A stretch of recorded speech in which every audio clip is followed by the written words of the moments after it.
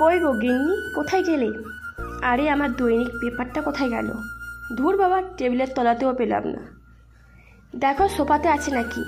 আমি তো একটু আগে নীরুর হাতে দেখেছিলাম। দেখেছো কেন? আরে ওই হতচ্ছাড়া, ওঠ ওঠ, তোর তলদেশে চাপ পড়ে পেপার যে একেবারে পাঁপড় ভাজা হয়ে গেল। বাবা তুমি সবসময় সোজা কথাকে এত কঠিন করে কেন বলো বলো তো? না বলবে না, কোথাকার আমার নবাব পুস্তুর এলো রে। তা কানের মধ্যে বড় বড় বাটি ঝুলিয়ে কি শোনা হচ্ছে শুনি? আর আজ কি কলেজ নেই নাকি? প্রথমে বলি এটা কোনো বাটি নয়, এটাকে হেডফোন বলে। আর আজ কলেজ ছুটি আছে। আচ্ছা তো দাদা কোথায় রে? আমি কি জানি, মাকে জিজ্ঞেস করো আর আমায় ডিস্টার্ব করো না। গিন্নি তোমার ছোট ছেলের অবস্থা দেখো, একটা কথা যদি ঠিকঠাকভাবে বলে থাকে। এই তোমার সমস্যা কি বলো তো? কেন আমার আবার কি সমস্যা হবে? আসলে আমি বলতে চাইছি যে তোমার ছোট ছেলেটা একেবারে গোল্লায় গেছে। সকাল সকাল কানে কী সব গুজে সোফায় শুয়ে রয়েছে। দাদার কথা জানতে চাইলাম, বলে কিনা ডিস্টার্ব করো না। বাবা তার আগে কী বলেছিলাম সেটা তো বললে না। বলেছিলাম আমি জানি না, মাকে জিজ্ঞেস করো। ধুর, আমি রুমে গেলাম। মা জলখাবার হয়ে গেলে আমায় রুমে দিয়ে এসো। বলি এই যে ছেলে দুটো যখন ভালো রেজাল্ট করে আনে, পাড়ায় ফুটবল খেলায় ট্রফি উঠিয়ে বাড়ি নিয়ে আসে, তখন তো খুব আমার ছেলে বলে 10টা লোকের কাছে ক্রেডিট নাও। আর ঠিক যখন দেখবো বাপের সাথে দুই ছেলে এটা ওটা নিয়ে লেগে বসে, অমনি তোমার ছেলে। বলি এইসব আর কতদিন চলবে শুনি? হাতে গরম খুন্তি নিয়ে তেড়ে এসেছিলেন তালুকদার বাড়ির একমাত্র গিন্নি। উনি যে এইভাবে হাতে অস্ত্র উঠিয়ে তেড়ে আসবেন তা হয়তো ছোট ভুঁড়িযুক্ত অল্প গোফে কাটিংওয়ালা প্রাণীটি বুঝতেও পারেনি। অনেকটা কিংকর্তব্য বিমূঢ় হয়ে ফেল করে সামনের আগ্নেয়গিরিকে দেখে নিলেন। তারপর গিন্নির মাথা কুলিং করার কাজে লেগে পড়লেন শৈলেনবাবু। আহা গিন্নি, চট কেন? আমি তো একটু রঙ্গর কৌতুক করিতেছিলাম। তুমি না মাঝে মাঝে ওই দেশীয় ভাষায় কথা বলাটা একটু বন্ধ করো, বড় বিশ্রী লাগে। কেন কইব না? আরে আমার পূর্বপুরুষদের দেশ বইলা কথা। এরপর আরও কিছুক্ষণ কর্তা গিনিতে নানা ইতিহাস নিয়ে বাক্যযুদ্ধ হবে। এই যুদ্ধ অন্তত মাসে 3 থেকে 4 বার হয়েই থাকে। একজন পূর্ব আর অন্যজন পশ্চিমবঙ্গ নিয়ে লড়াই চালিয়েই আসে। আসলে ঘটি বাঙালির বিয়ে বলে কথা। এই যুদ্ধ কোনো দিনও থামার নয়। তাই যতক্ষণ এপার ওপার হচ্ছে ততক্ষণ আমি না হয় আপনাদেরকে নিয়ে একটু পারাপার করে আসি। বর্ধমান যখন দুটো ভাগে বিভক্ত হলো, তখন একটিকে পূর্ব আর অন্যটিকে পশ্চিম বলে শিলমোহরের নামকরণ করা হয়। আমার এই গল্পটির মূল সেই স্থানটিকেই ঘিরে। সেটি হলো পশ্চিম বর্ধমানের ছোট্ট একটি শহর রূপনারায়ণপুর। এই রূপনারায়ণপুরকে পুরোপুরিভাবে শহর বলা চলে না, কারণ এখানকার শাসনভার এখনো পর্যন্ত গ্রাম পঞ্চায়েতে সামলাচ্ছেন। তা এই শহরে একটি গুরুত্বপূর্ণ এলাকা হলো দক্ষিণ পাড়া। দক্ষিণ পাড়ায় ঢুকতেই চোখে পড়বে দুই ধারে সারি সারি দাঁড়িয়ে রয়েছে ঝাঁ চকচকে বাড়িঘরগুলো, আর মাঝখানে রয়েছে সিমেন্টের ঢালাই করা মজবুত রাস্তা। আপনারা ভাবছেন এতে নতুন কি আছে? এমনটা তো সব জায়গাতেই থাকে। আজ্ঞে না, সব জায়গায় অবশ্য লাইন ধরে বাড়িঘর তৈরি হয়, তবে এই পাড়ার আলাদা বৈশিষ্ট্য হলো বা পাশে থাকেন এই দেশীয় অর্থাৎ ঘটিরা, আর ডান পাশে থাকেন ওই দেশীয়। বাঙাল ঘটির এমন অদ্ভুত পাড়া কিভাবে তৈরি হলো, আর কেনই বা এমন বিচিত্রভাবে একই শ্রেণীর মানুষজন একধারে থাকতে শুরু করলো, তার উত্তর কর্পোরেশনে গেলেও পাওয়া যাবে না। তবে এই নিয়ে প্রতিবেশীদের মধ্যে কোনো বাক বিতণ্ডা নেই। প্রত্যেকের মধ্যেই একটা আলাদা বন্ডিং আছে। যেমন কর্মকার বাড়ির কচু শাক দিয়ে বাড়ির দুপুরে খাবার পাতে দিব্যি জায়গা করে নেয়, আবার অন্যদিকে ঘোষবাড়ির লাউ চিংড়ি তালুকদার বাড়ির লোক দিব্যি চেটেপুটে খেয়ে ফেলে। সুতরাং প্রতিবেশীরা এক অদৃশ্য পরিবারের মতো শুরুর দিন থেকে এখনো পর্যন্ত রয়েছেন। শৈলেন তালুকদার হলেন এই বাড়ির প্রধান কর্তা, আর যার সাথে খণ্ডযুদ্ধ হচ্ছে উনি হলেন রূপসা তালুকদার। একসময় যুদ্ধ যখন শান্ত হয়ে আসলো, ঠিক তখনই বাইরে থেকে ঢুকে এলো ওনাদের বড় ছেলে অর্থাৎ রূপম। রূপম কিছুক্ষণ ওর বাবা আর মায়ের দিকে চেয়ে নিজের রুমের দিকে যাওয়ার পথে অগ্রসর হলো। রুমে ঢুকে এত জোরে দরজাটা লাগালো যেন সেটা দরজা নয়, কোনো দোকানের শাটার নামানোর তীব্র শব্দ। মা, কি হলো ব্যাপারটা? বাইরে কোথাও ভূমিকম্প নেই, কিন্তু আমার মনে হলো যেন গোটা ঘর কেঁপে উঠল। আহাম্মক একটা, ওরা কম্পন নয়। তোর দাদা ঘরে ঢুকে দরজাটা লাগালো। যা তো একটু দেখ গিয়ে কি হয়েছে। তুমি খেপেছ? বাবা, এই সময় দাদার কাছে গেলে মার ছাড়া আর কিছুই জুটবে না আমার কপালে। তোমাকে অত ভাবতে হবে না, তুমি বরং দোকানে যাও, দেখো গিয়ে সুবির দোকানটা খুলেছে কিনা। তালুকদার বাড়ির বড় ছেলের এমন কাণ্ড দেখে দুই কর্তাগিন্নি একটু চিন্তিত হলেন।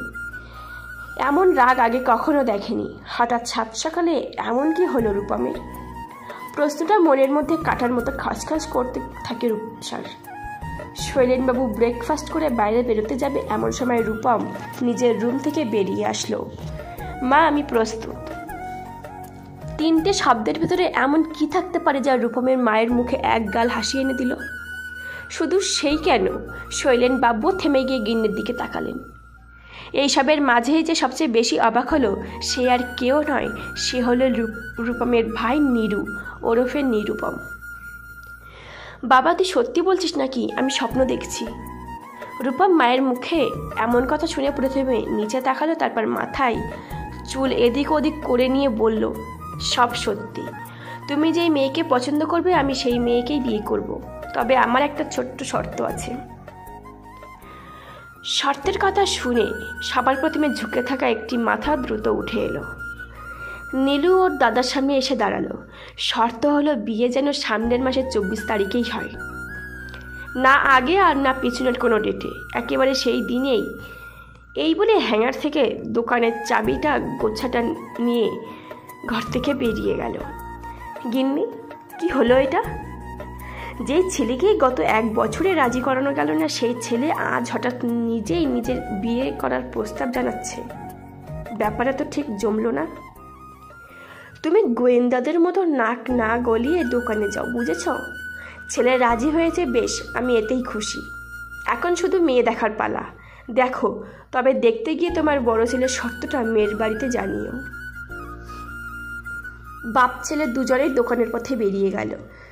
রূপম যাবে গ্রহরত্নের দোকানের শাটার তুলতে, আর শৈলেনবাবু যাচ্ছেন স্বর্ণগহনার দোকানে গিয়ে আরাম করে বসতে। এই দুটোর দোকানের আসল মালিক বর্তমানে স্বর্গে বিরাজ করছেন ভবেশ তালুকদার, শৈলেনবাবুর বাবা ছিলেন। তিনি এই ব্যবসা নিজের হাতে শুরু করেছিলেন। দোকান দুটি পাশাপাশি হওয়ায় রূপম খুব সহজেই সব কিছু দেখাশোনা করতে পারে। বাড়ির বড় ছেলে হওয়ায় পড়াশোনা শেষ করেও চাকরির পথ বেছে নেয়নি সে চেয়েছিল বংশের পারিবারিক ব্যবসা আগিয়ে নিয়ে যেতে। ছেলের এমন সিদ্ধান্ত শৈলেনবাবু হাসি মুখে মেনে নিয়েছিলেন। তবে নীলু এখনও কলেজে পড়লেও ভবিষ্যতে তার দোকানে বসা নিয়ে এখন থেকেই সাফ মানা আছে। সে কর্পোরেট অফিসে জব করবে বলে আগে থেকেই মনস্থির করে রেখেছে। বাড়ির আর কেউ এই সিদ্ধান্তে সহমত না হলেও রূপম ওর একমাত্র ভাইকে সাপোর্ট করেছিল। তবে সেই মুহূর্তের ভাবনার বিষয় হলো নীরু কি কারণে দাদার এই সিদ্ধান্ত মেনে নিতে পারছে না। বাড়িতে কেউ না থাকায় ও সোজা মাকে গিয়ে ধরল। মা, ও মা, শোনো না। কত টাকা দরকার? আরে টাকা লাগবে না, আমার অন্য কিছু বলার আছে। অন্য কিছু? ও বুঝেছি। তা কোন মেয়ে? আরে ধুর বাবা, তুমি গেস করা বন্ধ করে আমার কথাটা শোনো। বলছি, দাদা হঠাৎ কেন এমন সিদ্ধান্ত নিল? না মানে একবারও কি জানতে চাইবে না? সে আবার কি, এখানে জানার কি আছে? তোর দাদা আমার কথা ভেবেই রাজি হয়েছে। ও তো দেখে কিভাবে আগুনের মধ্যে জ্বলে পুড়ে রান্না করি আমি, তাই মায়ের কাজে সাহায্য করবে এমন কাউকে আনার কথা চিন্তা করে এই সিদ্ধান্ত নিয়েছে। ধুর, আমিও কার সামনে কি বলছি, এত বুদ্ধি কোথায় যে থাকে। এই, তুই কি কিছু বললি? হ্যাঁ বললাম দাদা যেই ডেটটা দিয়েছে সেই ডেটে কি আছে সেটা কি ভুলে গেছো? আরে ওই দিন তো শিউলিদির বিয়ে। কাকিমা কত করে বলে গেল বিয়ের 5 দিন আগে থেকে ওই বাড়িতে রান্না হবে, সেখানে অনেক কাজ আছে, তোমাকে থাকতে হবে। ছেলের কথা শুনে মোচার ঘণ্টন নাড়ানো ছেড়ে দাঁত দিয়ে জিভ কাটলেন। তার মাথা থেকে এই ব্যাপারটা কিভাবে যে বেরিয়ে গেল ঠিক বুঝতে পারলেন না। এই নিরু, এবারে কি হবে রে? ওদিকে না গেলেও বিপদ, আর দাদার কথা না শুনলেও। আর কোনোদিন যে বিয়ে করবে না বলে শর্ত দিয়েছে। আমি যে কি করি। ইস, একই দিনে দুই মুখোমুখি বাড়ির বিবাহ। পাড়ার লোকজনেরা হেডটেল করে টস করবে যে কে কার বাড়ি যাবে। রূপসা খুব মনোযোগ সহকারে চিন্তা করছিল, কিন্তু হঠাৎ করে ছেলের এমন ফক্কর কথাবার্তা যেন কাটা গায়ে নুনের ছিটে এসে পড়ল। দাঁড়া, তোর হেডটেল আমি দেখাচ্ছি। এই বলে ছোট ছেলের পিছনে খুন্তি নিয়ে তাড়া করেন রূপসা দেবী। নিরু মায়ের তাড়া খেয়ে ঘর থেকে বাইরে বেরিয়ে এলো। বাইরে বেরিয়ে প্রথমে যা দেখতে পেল তা দেখে ও একটু রাগ হলো। ওর ইচ্ছে হলো হাতে একটা ঢিল তুলে ছুঁড়ে মারতে। পরক্ষণে নিজের ক্ষোভ আর রাগ দুটোকে নিয়ন্ত্রণে এনে শান্ত হলো। মা, আমি একটু দাদার দোকানে যাচ্ছি। তুমি আর ভেবে ভেবে মাথা চুল ছিল না, এই বলে সাইকেলটা ঘুরিয়ে প্যাডেল মারল। অন্যদিকে রূপম দোকান খুলে অনেকক্ষণ ধরে বসে রয়েছে। কয়েকজন ক্রেতারা এসে তার কাছ থেকে পাথর দেখতে চাইলে সবাইকে পাশের দোকানে পাঠিয়ে দেয়। সেখানেও ওই একই দোকানের অনেক কিছু রাখা আছে। শৈলেনবাবু ক্রেতাদের মুখে সবটাই শুনলেন। তিনি বুঝতে পারলেন না কী কারণে রূপম এমন করছে। ঠিক করলেন দোকানের লোক সংখ্যা কমলে একবার ছেলের সাথে দেখা করবেন। ভেতরে ভেতরে ঠিক এমন ধরনের কষ্ট অনুভব করছিল তা রূপম ছাড়া কেউ বুঝবে না। ও এখনও বিশ্বাস করতে পারছে না যে ওর সাথে কেন এমনটা হলো। কী দোষ ছিল ওর? কেন বা এমনভাবে আঘাত দিল সে? সমস্ত প্রশ্ন বারবার যখন মনের ভিতর থেকে উকি দেয়, ঠিক তখনই অজান্তেই চোখ থেকে জল চলে আসে। এসবের মাঝে হঠাৎ নীলুর ডাকাডাকিতেই স্বাভাবিক চেতনা ফিরে পায় রূপম। কি হলো, তুই এবার দোকানে এলি কেন? এমনি বাড়িতে ভালো লাগছিল না, তাই চলে এলাম। তোর কি হয়েছে দাদা? নীলুর কথা শুনে ওর ইচ্ছে হচ্ছিল সব কিছু খুলে বলতে, কিন্তু হায় রে কপাল, সেই এই কাজ কিছুতেই করতে পারবে না। সব ব্যর্থতা সবার সাথে মন খুলে আলোচনা করা যায়। কি হবে? কিছুই না। আর তুই এখন যা এখান থেকে, আমার কিছু ভালো লাগছে না। বুঝতে পেরেছি, তোদের যা প্ল্যান ছিল সেটা শেষ পর্যন্ত হচ্ছে না। জানিস তো দাদা, আমার মনে হয় বাড়ির লোক না শিউলি দিই না করেছে। তোকে ডাইরেক্ট বললে হয়তো তুই প্রতিবাদ করতে পারিস, তাই এই ছলনার আশ্রয় নিয়েছে। তুই কি করে এত সব জানলি? আসলে ঘর থেকে বেরোনোর সময় তুই তোর মোবাইল ফেলে এসেছিলিস। আমি দেখলাম অনেকগুলো শিউলিদির টেক্সট মেসেজ, সেগুলো পরে সবটা বুঝতে পারলাম। তবে সরি দাদা, প্লিজ কিছু মনে করিস না। তুই কেন সরি বলছিস ভাই?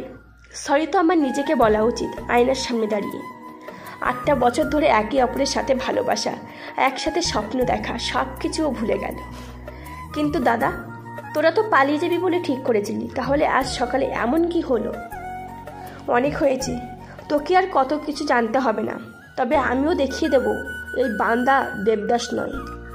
চোখের সামনে বিয়ে করে ঘরে নতুন বউ এনে তুলব। রূপম যে সিদ্ধান্ত নিয়েছে তা কতটা ঠিক বা কতটা ভুল সব কিছুরই উত্তর ভবিষ্যতে পাওয়া যাবে। তবে তার আগে জেনে নেওয়া যাক কে এই শিউলিদি। শিউলি হলো সেই মেয়ে যার বিয়ে নিয়ে খানিক আগে নীলু ওর মার সাথে আলোচনা করছিল। শিউলি ঘোষ এবং রূপম তালুকদার প্রায় স্কুল লাইফ থেকে একে অপরকে ভালোবাসে। ওদের এই ভালোবাসার কথা একটা কাক পক্ষীও কোনোদিন জানতে পারেনি। শুধু জানার মধ্যে তৃতীয় ব্যক্তি হিসেবে একজনই ছিল। মুখোমুখি দুই বাড়ির মধ্যে ওদের সম্পর্কে দারুণ এত ভালো বন্ডিং যাতে নষ্ট না হয়, সেই কারণে আজ পর্যন্ত কিছুই জানেনি। রূপম জানত যতই শিউলির জন্য পাত্র দেখা হোক সে কিছুতেই কাউকে হ্যাঁ করবে না। এতদিন শিউলি তাই করে আসছিল, কিন্তু 2 সপ্তাহ আগে হঠাৎ কি এমন হলো শিউলি বিয়ে করতে রাজি হয়ে গেল। খবরটা শোনা মাত্রই শিউলির সাথে দেখা করে রূপম। ওদের দীর্ঘ আলোচনার পর শেষেই এটাই ঠিক করে যে সময় বুঝে ওরা দুজনেই পালিয়ে গিয়ে বিয়ে করবে। দরকার পড়লে এই প্রথম বন্ধুদেরকে জানাবে। রূপম জানতো ওর বন্ধুরা কখনো এই সব ব্যাপারে পিছিয়ে থাকবে না। কিন্তু আজ সকালে মর্নিং ওয়ার্কে অছিলায় দুজনেই একে অপরের সাথে দেখা করে। দেখা করার সঙ্গে সঙ্গে শিউলি ওর ফ্যামিলি প্রবলেমের কথা বলে রূপমের সাথে সমস্ত সম্পর্ক ত্যাগ করে চলে যায়। শিউলি বলল, যদি এবারের পাত্রটির সাথে আমি বিয়ে না করি তাহলে বাবা বাড়ি ছেড়ে চলে যাবে। এর আগে যারা দেখতে এসেছিল তাদের সম্পর্কে কোনো না কোনো খুঁত বের করে ক্যান্সেল করেছিল, কিন্তু এইবার যারা এসেছিল সেই বাড়ির ছেলের মধ্যে কোনো রকম ত্রুটি নেই। সে ইন্টারন্যাশনাল এয়ার পাইলট, বর্তমানে লন্ডনে তার নিজস্ব একটি বাড়ি আছে, স্বভাব চরিত্রে অত্যন্ত ভালো মনের মানুষ। এই রূপ কথাবার্তা যখন শিউলির মুখ দিয়ে শুনছিল, রূপম যেন নিজের কানকে বিশ্বাস করতে পারল না। এতদিনে ওর কাছে রূপম ছিল সবার সেরা, আর আজ হঠাৎ ঘরের লোকের পছন্দের কথা এত গুছিয়ে কিভাবে বলছে ও। রূপম দেখল শিউলির চোখে এক বিন্দুও জল নেই, যেন ও ভিতরে ভিতরে খুব খুশিই হয়েছে। যাক, এতদিনে বিদেশ যাওয়ার শখ ওর বাবার জন্যই পূরণ হবে, আমি যে ওকে বাধা দেওয়ার কে। ঠিক এইসব চিন্তা করেই কোনো রকম বাক্য খরচ না করেই পিছনে ঘুরে হাঁটা লাগিয়েছিল রূপম। 1000 টাকা ডেকে শুনেও আর পিছনে ঘুরে তাকায়নি, চায়নি ভিতরের কষ্টটা পিছনের মানুষটিকে দেখাতে। মাথার উপর আকাশটা আজ যেন ভেঙে পড়েছে রূপমের উপর। এদিকে ভাই চলে যেতেই রূপমের সাথে ওর বাবা দেখা করতে আসে। তাকে জিজ্ঞেস করে আজ এমনভাবে নিশ্চুপ হয়ে দোকানে বসে রয়েছে কেন। কিছু হয়নি বাবা, কাল স্কুল মাঠে ফুটবল খেলা ছিল আমাদের ক্লাবে, সেখানে জিততে পারিনি একটা দুর্বল টিমের সাথে, তাই রাগ হচ্ছিল খুব। ও এই ব্যাপার? আরে খেলাতে তো হার জিত আছেই, তাই বলে এইভাবে রাগ করতে হয় নাকি? আচ্ছা বলছি যে, বাবার কথা শেষ হতে না দিয়েই রূপম বলে উঠল, বাবা বাকি কথা না হয় বাড়িতে গিয়ে হবে, তুমি বরং এই বেলা ফিরে যাও, আমি একেবারে রাতে দোকান দুটো বন্ধ করেই বাড়ি আসবো। বাবা চলে যেতেই একটু যেন নিজেকে নিজের মতো করে ভাববার সময় ফিরে পেল।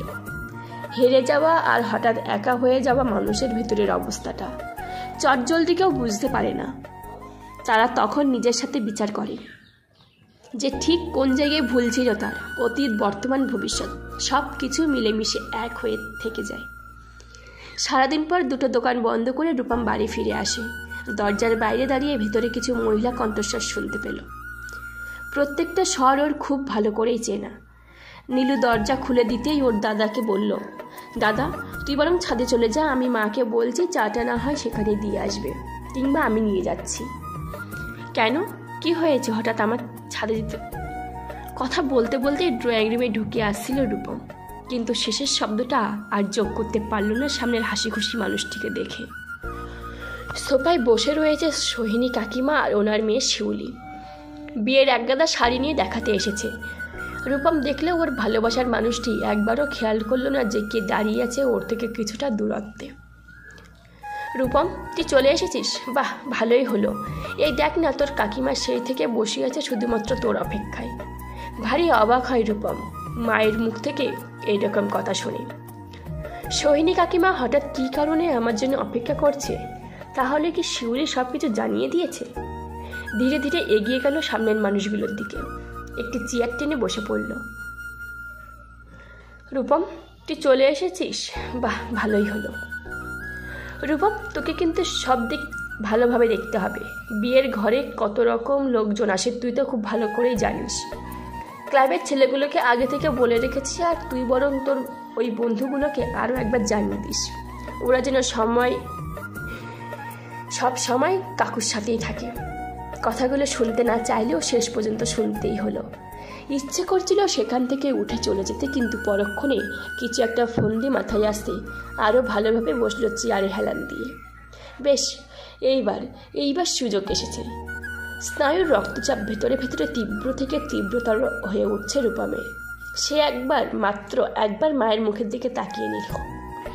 রূপসা তার ছেলের তাকানোর উপর চোখের ইশারা এবং শব্দবিহীন ঠোঁট নাড়িয়ে জানিয়ে দেন, বৎস এবারে তুমি তোমার সামনের মানুষ দুটিকে বিশেষ বক্তব্য শোনাতে পারো।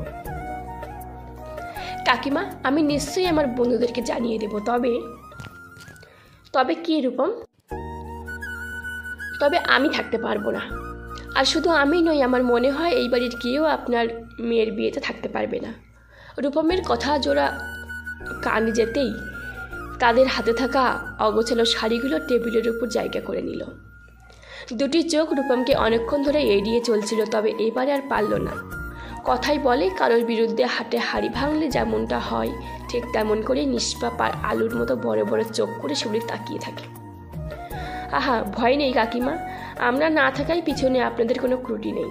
আসলে ওই দিন এই বাড়িতেও একটি শুভ অনুষ্ঠান হতে চলেছে। কি অনুষ্ঠান রূপমের মা? আমাদের নিরুত্ত সেই কবে পৈতে হয়ে গেছে, সেই ক্ষেত্রে এমন কি অনুষ্ঠান হবে সেদিন? এইবার এ বাড়ির গিন্নি মুখ খুললেন। তিনি বললেন, সব কিছু বিস্তারিতভাবে, তবে সেটা একটু অন্যভাবে। সোহিনী, আমাদের রূপম বিয়েতে সম্মতি দিয়েছে। ও চাইছে আমাদের ঘর থেকে যখন আদরের মেয়েটি বিয়ের পর অন্য বাড়ি চলে যাচ্ছে, সেক্ষেত্রে না হয় ওই দিনই বিয়ে করে বউ এনে মেয়ের অভাব আর আমাদের খালি ঘর আবার ভরিয়ে দেবে। এতে করে আর কিছু হোক যে না হোক, অন্তত সবার মনে সেই মন খারাপ ব্যাপারটা আর থাকবে না। এ যেন খালি পায়ে বেল কাটা ফোটার যন্ত্রণা, এ যেন গরম তেল ছিটে ফোসকা পড়ার যন্ত্রণা, আরও অনেক যন্ত্রণা মিলে মিশে একসাথে আশ্রয় পড়ল শুলির মন ও মস্তিষ্কে। ওর মনে হচ্ছিল এই সব কিছু যেন কল্পনার বাইরে। শেষ পর্যন্ত এইভাবে হেনস্থা করল রূপম। কি দোষ? এর শাস্তির পথ তো ওই করে ওকে দিয়েছে। রূপম, তুই এত ভাবিস আমাদেরকে নিয়ে? দেখ শিউলি, তোর এই বন্ধুটির কি সুউচ্চ চিন্তা ভাবনা। এতদিন করবো না করে শেষ পর্যন্ত তোর কথা ভেবে মত দিল। কি রে, তুই কিছু বল। ওকে ছেড়ে দাও কাকিমা, এখন ওর মাথায় অনেক চাপ। নতুন জায়গায় যাবে, নতুন মানুষদের সাথে থাকবে। আর তাছাড়া যেই প্লেন ওর বর উড়িয়ে নিয়ে যাবে, সেই প্লেনে যাত্রী হয়ে ও উড়ে উড়ে ঘুরে বেড়াবে দেশ থেকে বিদেশ। কি ঠিক বললাম তো শিউলি? শিউলি একটি কথাও বলতে পারল না, শুধু উঠে যাওয়ার আগে ওর মাকে বলল যে সে বাড়ি যাচ্ছে। আচ্ছা, মেয়ে কি আগে থেকে দেখে রেখেছো নাকি ঘটক দেখছে? এই সমস্ত মা কাকিমাদের কথার মাঝে তার আর বসে থাকলো না রূপম। সে রীতিমতো স্নায়ুর যুদ্ধে উত্তীর্ণ হয়ে নিজের রুমে ফিরে এলো। সুস্বাগতম ব্রাদার, সুস্বাগতম। তুমি বীর যোদ্ধা, তোমায় আজ আমি আমার হেডফোনের মালা দিয়ে বরণ করে নিতে চাই। আহ, কি হচ্ছে কি নিরু? এইসব সরা গলা থেকে তুই যা দিলি না, একেবারে ফর্সা গালে অদৃশ্য থাপ্পড় কষি। এসেছিল আমার দাদার মন নিয়ে খেলা করতে, এবার দেখ কেমন লাগে। অনেক হয়েছে ভাই, তুই এবার আমার রুম থেকে বের হ। এই দাদা, চা চলবে একটু, নাকি সোজা ডিনার টেবিলে বসবি? দুই গিন্নি যখন বসেছে, আজ আর মনে হয় না 11টার আগে খাওয়া জুটবে। তুই বরং কড়া করে 1 কাপ চা বানিয়ে নিয়ে আন। নিরু চলে যেতেই বিছানায় বালিশ রেখে হেলান দিয়ে বসে পড়ল। কি একটা যেন বুকের ভেতর থেকে নেমে গেছে। সকাল থেকে দম নিতে আজ বড্ড কষ্ট হচ্ছিল ওর। দাদা, এই নে তোর চা। জানিস, যখন শিউলিদি তোকে পাশ কাটিয়ে ঘর থেকে বেরিয়ে যাচ্ছিল, তখন ওর মুখটা দেখলাম। ইস, কি বলবো, চোখ দুটো থেকে যেন বন্যা নেমেছে। ভাই, তুইও চোখের জল দেখতে পাচ্ছিস, কিন্তু আমার কষ্টটা দেখতে পাচ্ছিস না। আর যদি আমার জায়গায় অন্য কেউ থাকতো, তাহলে কি নীরবে এমন প্রতারণা মেনে নিতে পারতো? মানছি, ওর ফ্যামিলি বিয়ে করতে অনেক প্রেশার ছিল। সেক্ষেত্রে তখন কেন মুখ ফুটে আমাদের সম্পর্কে কথা বললো না? আমি মনে করি যাও হয়েছে ভালোই হয়েছে। ও যদি অন্য একটি মানুষের সাথে খুশি থাকতে পারে, সংসার করতে পারে, তাহলে আমি কেন পারবো না? দাদা, তুই পারবি তো। অভিনয়ে একটা সময় অবধি খুব ভালো লাগে, তবে সেটা বেশিক্ষণ হলে ধরা পড়ে যাওয়ার ভয় থাকে।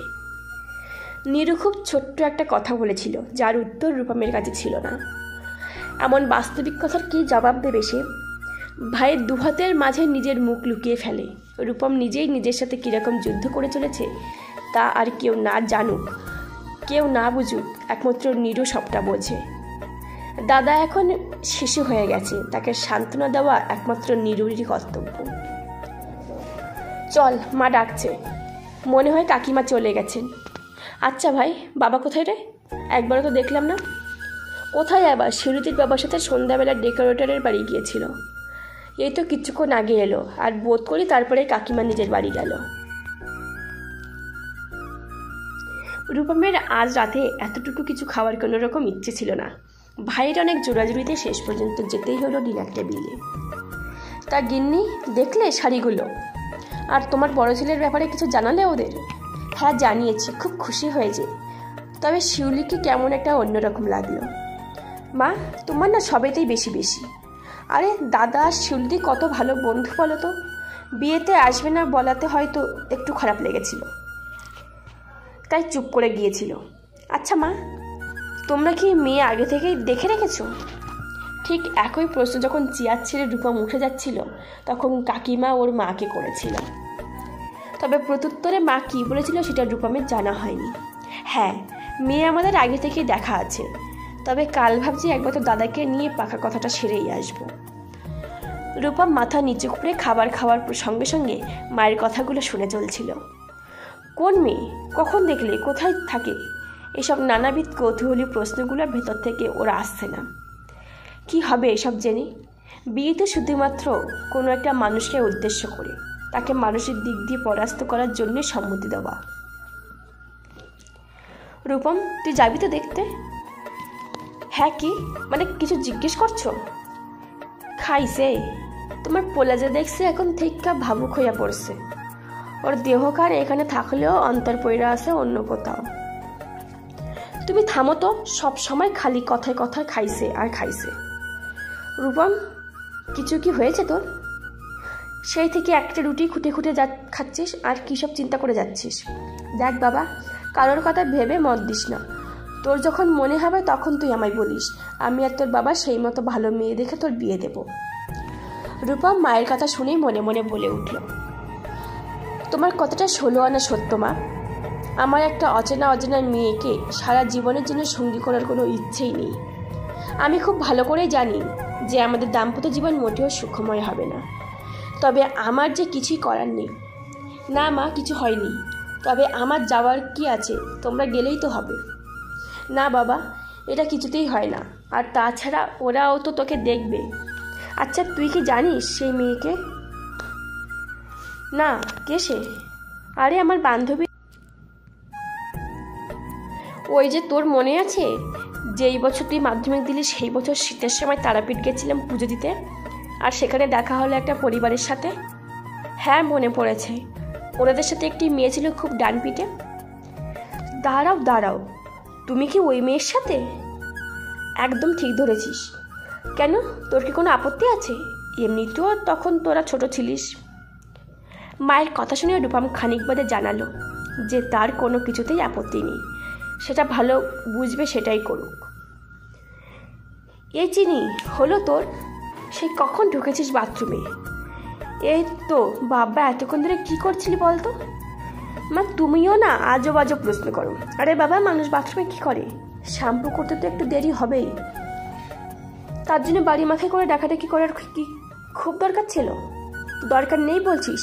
কি রে, আজ যে তালুকদার বাড়ি থেকে পাখা কথা বলতে আসছে। চিনি, অর্থাৎ চান্দ্রেই গাঙ্গুলি, গ্র্যাজুয়েশন কমপ্লিট করে আর তেমনভাবে বৈখ্যাতার সাথে কোনো রকম সম্পর্ক রাখতে চায়নি। এখন ওর একটাই ইচ্ছে, যতদিন না ঘর থেকে বিয়ে দিয়ে দিচ্ছে ঠিক ততদিন সময়টাকে নিজের মতো করে উপভোগ করবে। সে ছোট্টটি থেকে মা বলতো, চিনি এই তো ক্লাস 5-এ, এখন ভালো করে পড়ে নে, দেখিস এরপর আর পড়তে হবে না। চিনি ক্লাস 8-এ, অত পড়াশোনা নেই, দেখিস তখন তোকে বাইরে বাইরে ঠিক ঘুরতে নিয়ে যাব। এরপর এলো মাধ্যমিক, ফাইনাল পরীক্ষা হয়ে গেল দিব্যি। 2 মাস ঘুরে বেড়াস, তখন আর আমি তোকে আটকাবো না। এই করে করে পুরো জীবনটাই শেষ হয়ে গেল শুধুমাত্র মিথ্যে প্রতিশ্রুতি দিয়ে। সেই কারণেই কলেজের গণ্ডি তপকাতে চান্দ্রে স্কুটি নিয়ে কখনো এদিক তো কখনো ওদিক ঘুরে বেড়াতে থাকে বন্ধুদের সঙ্গে। প্রতি মাসে একবার অন্তত নিজের শহরের বাইরে ঘুরতে যাবেই। গাঙ্গুলি পরিবার, তারা থাকেন চিত্তরঞ্জন শহরে। এখানকার সাধারণ কালচার একেবারে শহরের আদলে ঘেরা। চিনি নিজের পোশাক বদলে ড্রেসিং টেবিলের সামনে দাঁড়িয়ে চুল আঁচড়াচ্ছিল। হঠাৎ কিছু একটা মনে পড়তেই রান্নাঘরে গিয়ে মাকে জিজ্ঞেস করলো, আচ্ছা মা, ওই ছেলেটা কি এখনও চুপচাপ আর হাদারামের মতোই আছে নাকি চালাক হয়েছে? তুই কার কথা বলছিস বলতো? ওই যে ওই ছেলেটা তারাপীঠে, যার পেছনে কত লেগেছিলাম। এই মেয়ে, খবরদার, পুরনো কথা মনে করে দুম করে ওদের কিছু বলে বসিস না। চিনি তখন ক্লাস 8-এ পড়ে। ও ওর মা বাবার সাথে রামপুরহাট তারাপীঠ মন্দিরে পুজো দিতে গিয়েছিল। ভোরবেলার লাইনে দাঁড়িয়ে ওর মাকে দেখেছিল কাউকে উদ্দেশ্য করে প্রবল খুশি হয়ে উঠতে। খানিক বাদে জানতে পারে যাকে দেখে ওর মা হাসতে হাসতে এগিয়ে গিয়েছিল আদতে সে মায়ের কলেজ বান্ধবী। এরপর পরিচয় পর্ব শেষ হলে একসাথে পুজো দেওয়া হয়। ভালো হোটেলে ঢুকে খাওয়া দাওয়া সেরে চিনি গিয়েছিল একটু ওয়াশরুমে ওর মায়ের সাথে। এদিকে রূপম বলে ছেলেটি একাই গেছিল জেন্টস টয়লেটে। হঠাৎ মেয়েকে দু হাতের মাঝে মুখ লুকিয়ে হাসতে দেখে হাসার কারণ জিজ্ঞেস করে তার মা। চিনি মা, কি হয়েছে, হাসছো কেন?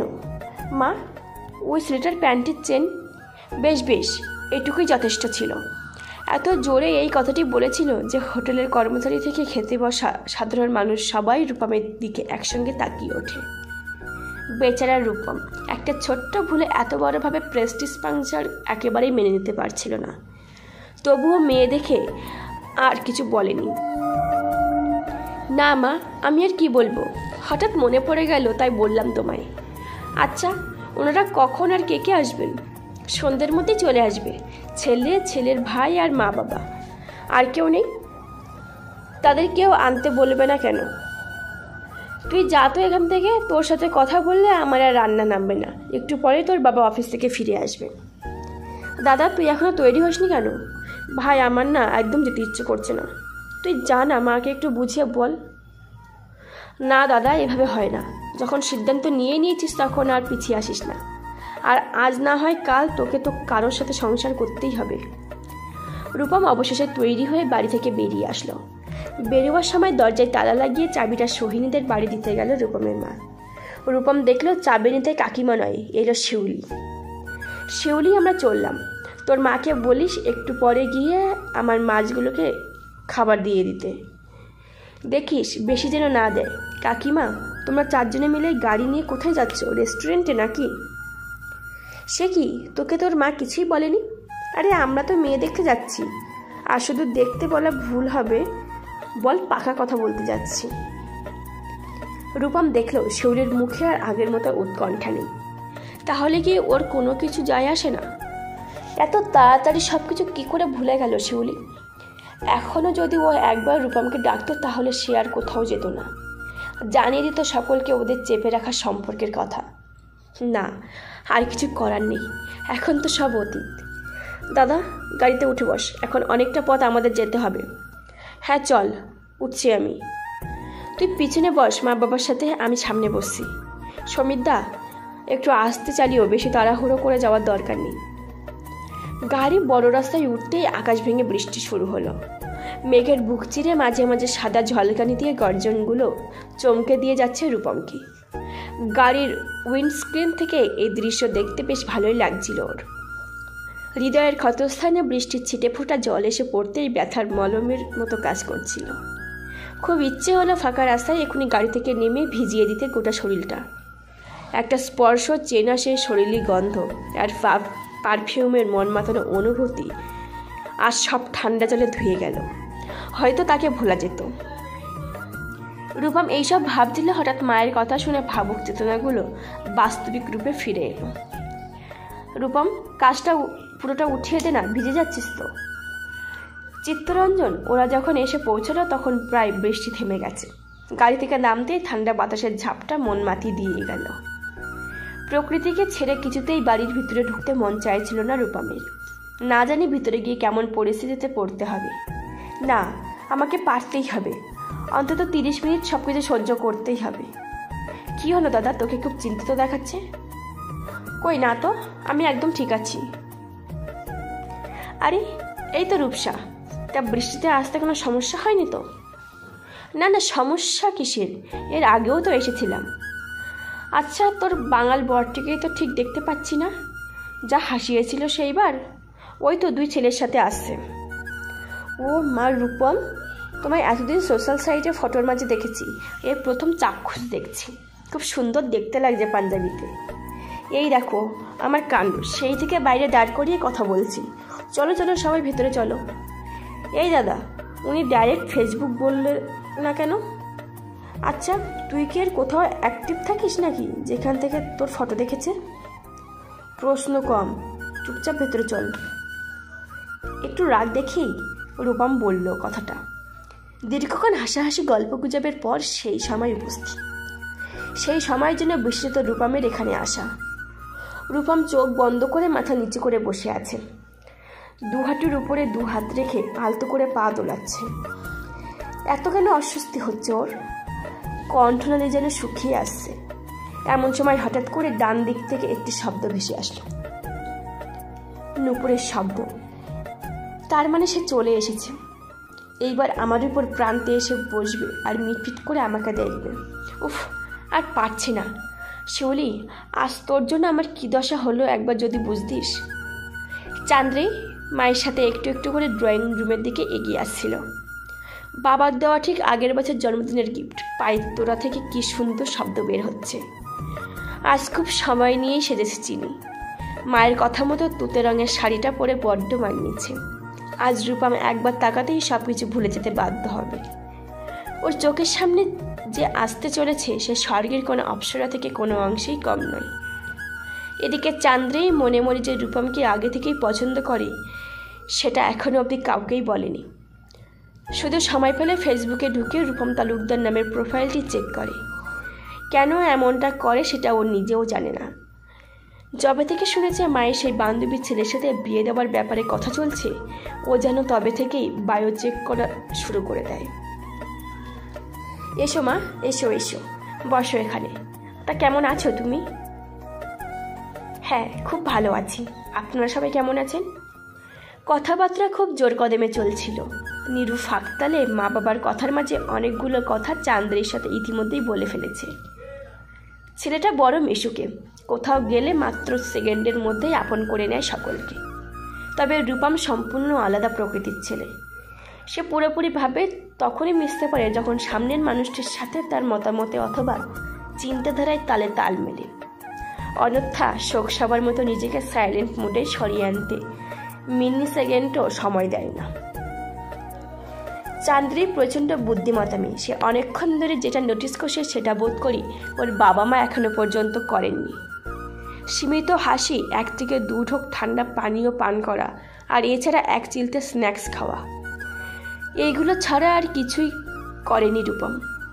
এমনকি চোখ উঠিয়ে ভালো করে দেখেনি পর্যন্ত চান্দ্রেইকে। কেন সাজলো তালে? ঘন্টা ধরে সাজগোজ করার কি মানেই রইল? তবে কি ওর অনিচ্ছা সত্ত্বে এখানে এসেছে? এতগুলো প্রশ্ন ছাড়াও আরও অনেক প্রশ্ন ওর মাথায় ঘুরপাক খাচ্ছে। তবে ইচ্ছে থাকলেও সবার সামনে এসে এগুলো জিজ্ঞেস করতে পারছে না। চান্দ্রেই একটা মতলব বাড়ল। এরপর যখন আমাদের দুজনকে একা কথা বলার জন্য ঘরে পাঠাতে চাইবে তখন সেই প্রস্তাব নাচক করা চলবে না। ওকে জানতেই হবে যাকে ফেসবুকে প্রত্যেকটা ফটোর মাঝে হাসি খুশিতে দেখেছিল আজ তার হঠাৎ এমন কি হলো। তাহলে তুই কি বলছিস? তোর মত আছে তো? রূপম মায়ের মুখ থেকে কথাটা শোনা মাত্রই ওর চোখের সামনে ভেসে উঠল একটি চেনা মেয়ের মুখের আদল। হাত ধরে স্কুলে যাওয়া থেকে আম চুরি, আর একটু বড় হতেই একে অপরের মন চুরি। সব ঠিক ছিল, হঠাৎ ওর বাবা যদি বাড়ি ছেড়ে চলে যাওয়ার কথা। রূপম কি অত ভাবত? মা কি কইতেছে উত্তর দাও। হ্যাঁ মা, আমার মানে চান্দ্রেকে খুব পছন্দ। তোমরা আগে যা যা আয়োজন করার করতে পারো। বেজে গেল দাদামা। শৈলেনবাবু উঠে দাঁড়িয়ে চান্দ্রের বাবার সাথে কোলাকুলি করতে বিন্দুমাত্র সময় নিল না। ওদিকে চান্দ্রে খুব সন্তর্পণে মায়ের কানে কানে কিছু একটা বলতেই উনি বললেন, আরে তোমরা সবাই দাঁড়াও, আমরা না হয় আনন্দ করছি। ওদিকে যাদের নিয়ে আনন্দ তাদেরও তো কিছু কথাবার্তা থাকতে পারে। না না আন্টি, আমার তেমন কিছু কথা বলার নেই। আর আমার নম্বর তো আপনাদের কাছেই আছে। তেমন কিছু দরকার হলে উনি মানে আপনার মেয়ে যখন খুশি ফোন করতে পারে। আমি একটু বাইরে যাচ্ছি, মাথাটা ধরেছে। ছেলের এমন কাণ্ড দেখে পরিস্থিতি সামাল দিতে রূপসা বলে উঠল, দেখেছিস কাণ্ড? এই জন্যই বলেছিলাম গাড়ির মিররটা তুলে দে। বেশ, বৃষ্টির জল মাথায় পড়ে ভার করে দিয়েছে। ঠিক আছে, তুই বরং গাড়িতে গিয়ে বস, আমরা আসছি। রূপসা এই সুযোগটা হাতছাড়া করতে একদম রাজি ছিল না। বাবু আলাদা করে কথা বলা এড়িয়ে গেলেও আমি তো ছাড়বো না। তুমি সেই বোকাটি রয়ে গেছো দেখছি। আচ্ছা আন্টি, বলছিলাম যে যদি আমি ওকে এগিয়ে। আরে ঠিক আছে, যাও না, যাও মা, তুমি ওকে গাড়ি অবধি এগিয়ে দিয়ে এসো। রূপম এবার যেন ভেবাচেকা খেয়ে গেল। যা এড়িয়ে যেতে চাইছিল এখন তা আরও কাছে এসে দাঁড়িয়ে পড়েছে। ভগবান, আমায় আর কত রকমের পরীক্ষার মধ্যে যেতে হবে বলো তো? একটু একাকী সময় কাটাবো তার সুযোগটাও কি দেবে না? সত্যি কি মাথা ব্যথা করছে নাকি অজুহাত দিয়ে বেরিয়ে এলেন? মানে কি বলতে চাইছেন? এই যেমন আমার মনে হচ্ছে আজ আপনার এখানে আসার কোনো রকম ইচ্ছে ছিল না, শুধুমাত্র মায়ের মুখে চেয়ে এসেছেন। এই মেয়ে বলে কি? এ কি আবার অন্তর পড়তে পারে নাকি? না, খুব বুঝে শুনে কথা বলতে হবে। মায়ের মুখ চেয়ে কেন আসবো? বিয়ে যখন আমি করব তখন মেয়ে দেখতে তো আমাকেই আসতে হবে, তাই না? ও, আপনি দেখেছেন আমাকে? তাহলে বলুন তো আমি ঠিক কী ধরনের কানে রিং পরে আছি? এইবার কে বাঁচাবে রূপমকে? ও যে নিজের মিথ্যা জেনে নিজেই জড়িয়ে পড়েছে। একটু ইতস্তত বোধ করে নিজেকে একটু সামলে বলতে যাবে এমন সময় বৃষ্টির জলে অসাবধানতায় বসে পা পিছলে যায় রূপমের। এদিকে নরম ঘাসের উপর আচার খাওয়ার আগেই হঠাৎ কেউ পিছন থেকে ওর ডান হাতটা টেনে ধরে। চোখ তুলে তাকালো রূপম। এই প্রথম চাঁদের মতো স্বচ্ছ মুখমণ্ডল আর গোলাপের পাপড়ির ন্যায় নরম-দুটো ঠোঁটের কোণায় হাসির চমক একসঙ্গে দেখল। কি রূপময় দেখতে লাগছে চান্দ্রেয়ীকে! এ যে সত্যিই এক রাজকুমারী। এমন রাজকুমারীর স্পর্শে রূপমের মন খানিক সময়ের মতো চঞ্চল হয়ে ওঠে। চোখের পাতা পলকহীন অবস্থায় থাকলে চান্দ্রেয়ী রূপমের ঘোর কাটিয়ে বলে, এভাবেই অর্ধ ঝুলে থাকলে একসময় আমার হাত ফসকে অবশ্যই পড়ে যাবেন। না মানে ঠিক আছে, অসংখ্য ধন্যবাদ। ইতস্ততভাবে ধন্যবাদ দিয়েই রূপম উঠে দাঁড়ালো। আসলে আমি বুঝতে পারিনি এইভাবে হঠাৎ করে পিছলে। থাক আর এক্সপ্লেন করতে হবে না। বাই দ্য ওয়ে, কেমন লাগছে শাড়িতে আমায়? খুব সুন্দর লাগছে। আপনাকে এত সামনে থেকে অনেকগুলো বছর দেখলাম। সেই যে তারাপীঠে আপনার সাথে শেষ দেখা যা হয়েছিল ব্রেকফাস্ট করতে গিয়ে। চান্দ্রেয়ী এই বলে রূপমের দিকে তাকিয়ে মুচকি হাসি হেসে ওঠেন। তবে ওর সেই হাসিতে একটু অস্বস্তি বোধ করে রূপম। চান্দ্রেয়ী ওর মুখ ফসকে বেরিয়ে আসা কথাটার মানে চিন্তা করে খুব লজ্জিত বোধ করে। ইস, কোন সময় কি কথা বলতে হয় এখনো অবধি শিখলাম না। যার সাথে বিয়ে হবে তাকে নিয়ে কিনা পুরোনো ঘটনা মনে করি খিল্লি করছি। আপনি রাগ করলেন? না, রাগ করিনি। তবে দয়া করে তারাপীঠের ব্যাপারে দ্বিতীয়বার আর কোনো কথা তুলবেন না। তখনও ক্ষমা করে দিয়েছিলাম আর আজকেও দিলাম। আরে একই দেখেছি আমি দাদা। তুই কিনা মাথায় ব্যথা বলে বেরিয়ে আসলি আর এখন দেখছি বাইরে দাঁড়িয়ে গল্প করছিস।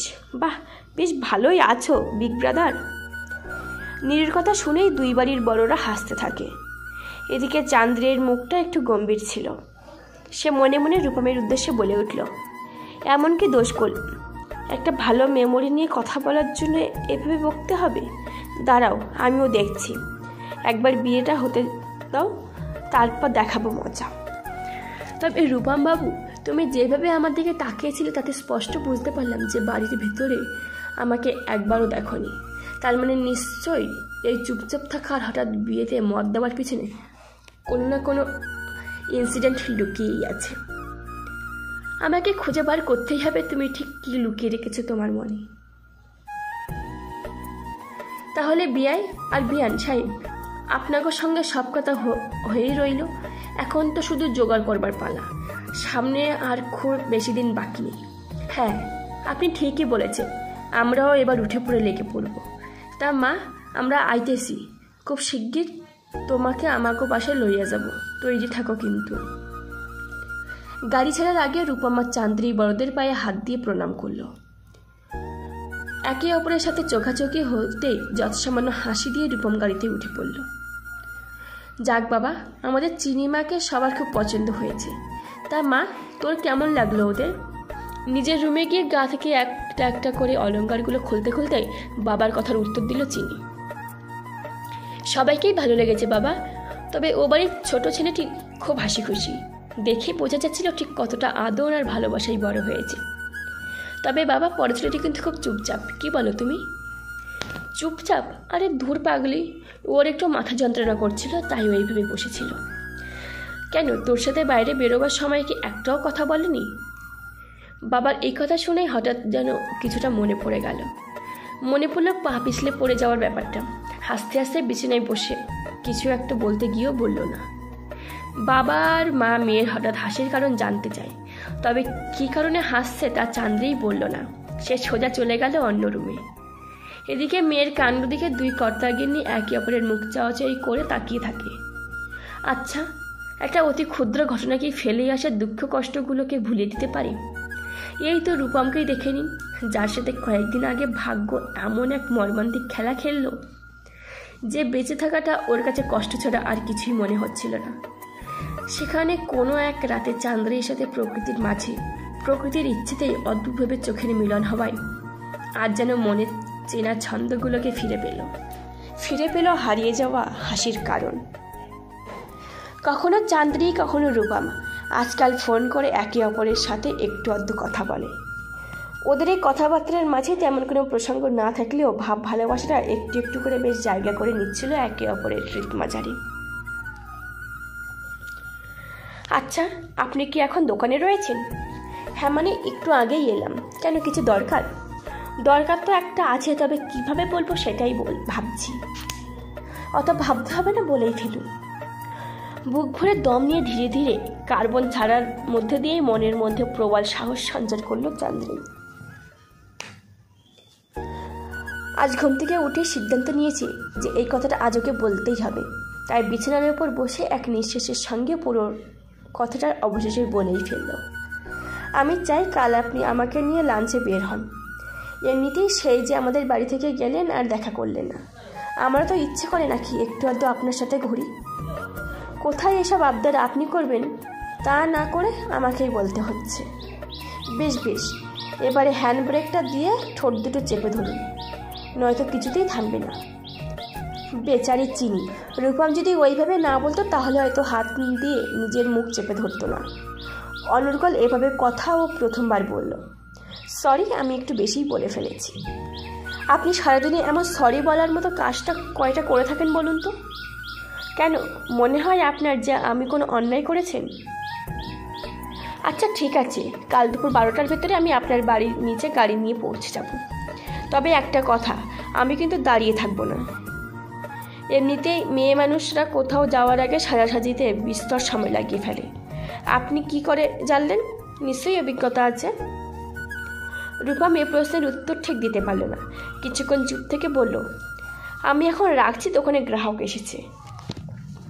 এই বলেই অপর প্রান্ত থেকে চিনির শেষ কথা বলাখানি না শুনেই রূপম লাইনটা কেটে দেয়। আর সপ্তাহখানেক পর আবার স্মৃতিগুলো কেমন যেন ফিরে ফিরে আসছে।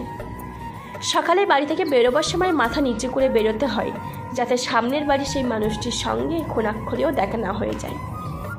ব্যালকনিতে যাওয়া, ছাদে ওঠা সমস্ত কিছুই বন্ধ করে দিয়েছে ওই একটি কারণে। রাতে বাড়ি ফিরে ডিনারে সেরে শুয়ে পড়ল রূপম। এদিকে শব্দবিহীন অবস্থায় পড়ে থাকা মোবাইল ফোনটা বার কয়েক লাইট জ্বলে বন্ধ হয়ে যায়।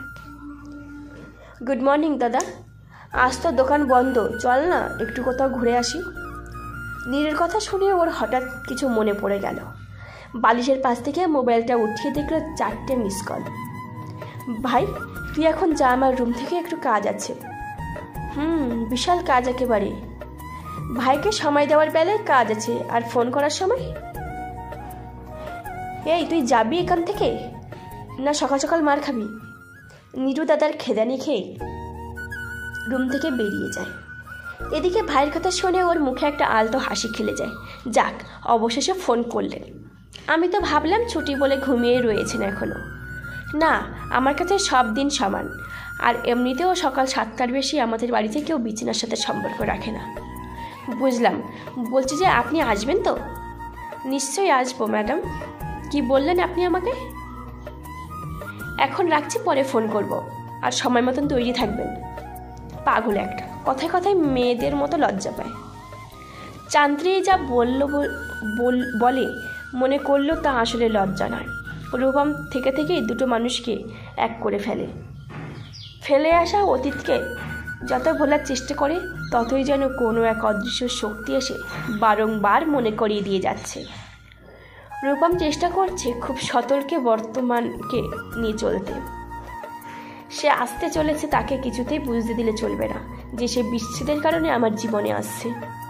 তার অস্তিত্ব, সেটি সিঁদুর, তালুকদার বাড়ির বউ হয়ে আসা, এই সব কিছুই কাউকে চোখে আঙুল দিয়ে দেখানোর জন্য। রূপম দেখাতে চায় যে সে রিয়েল ম্যান, কষ্ট হলেও নিজেকে শেষ করে দেবে না।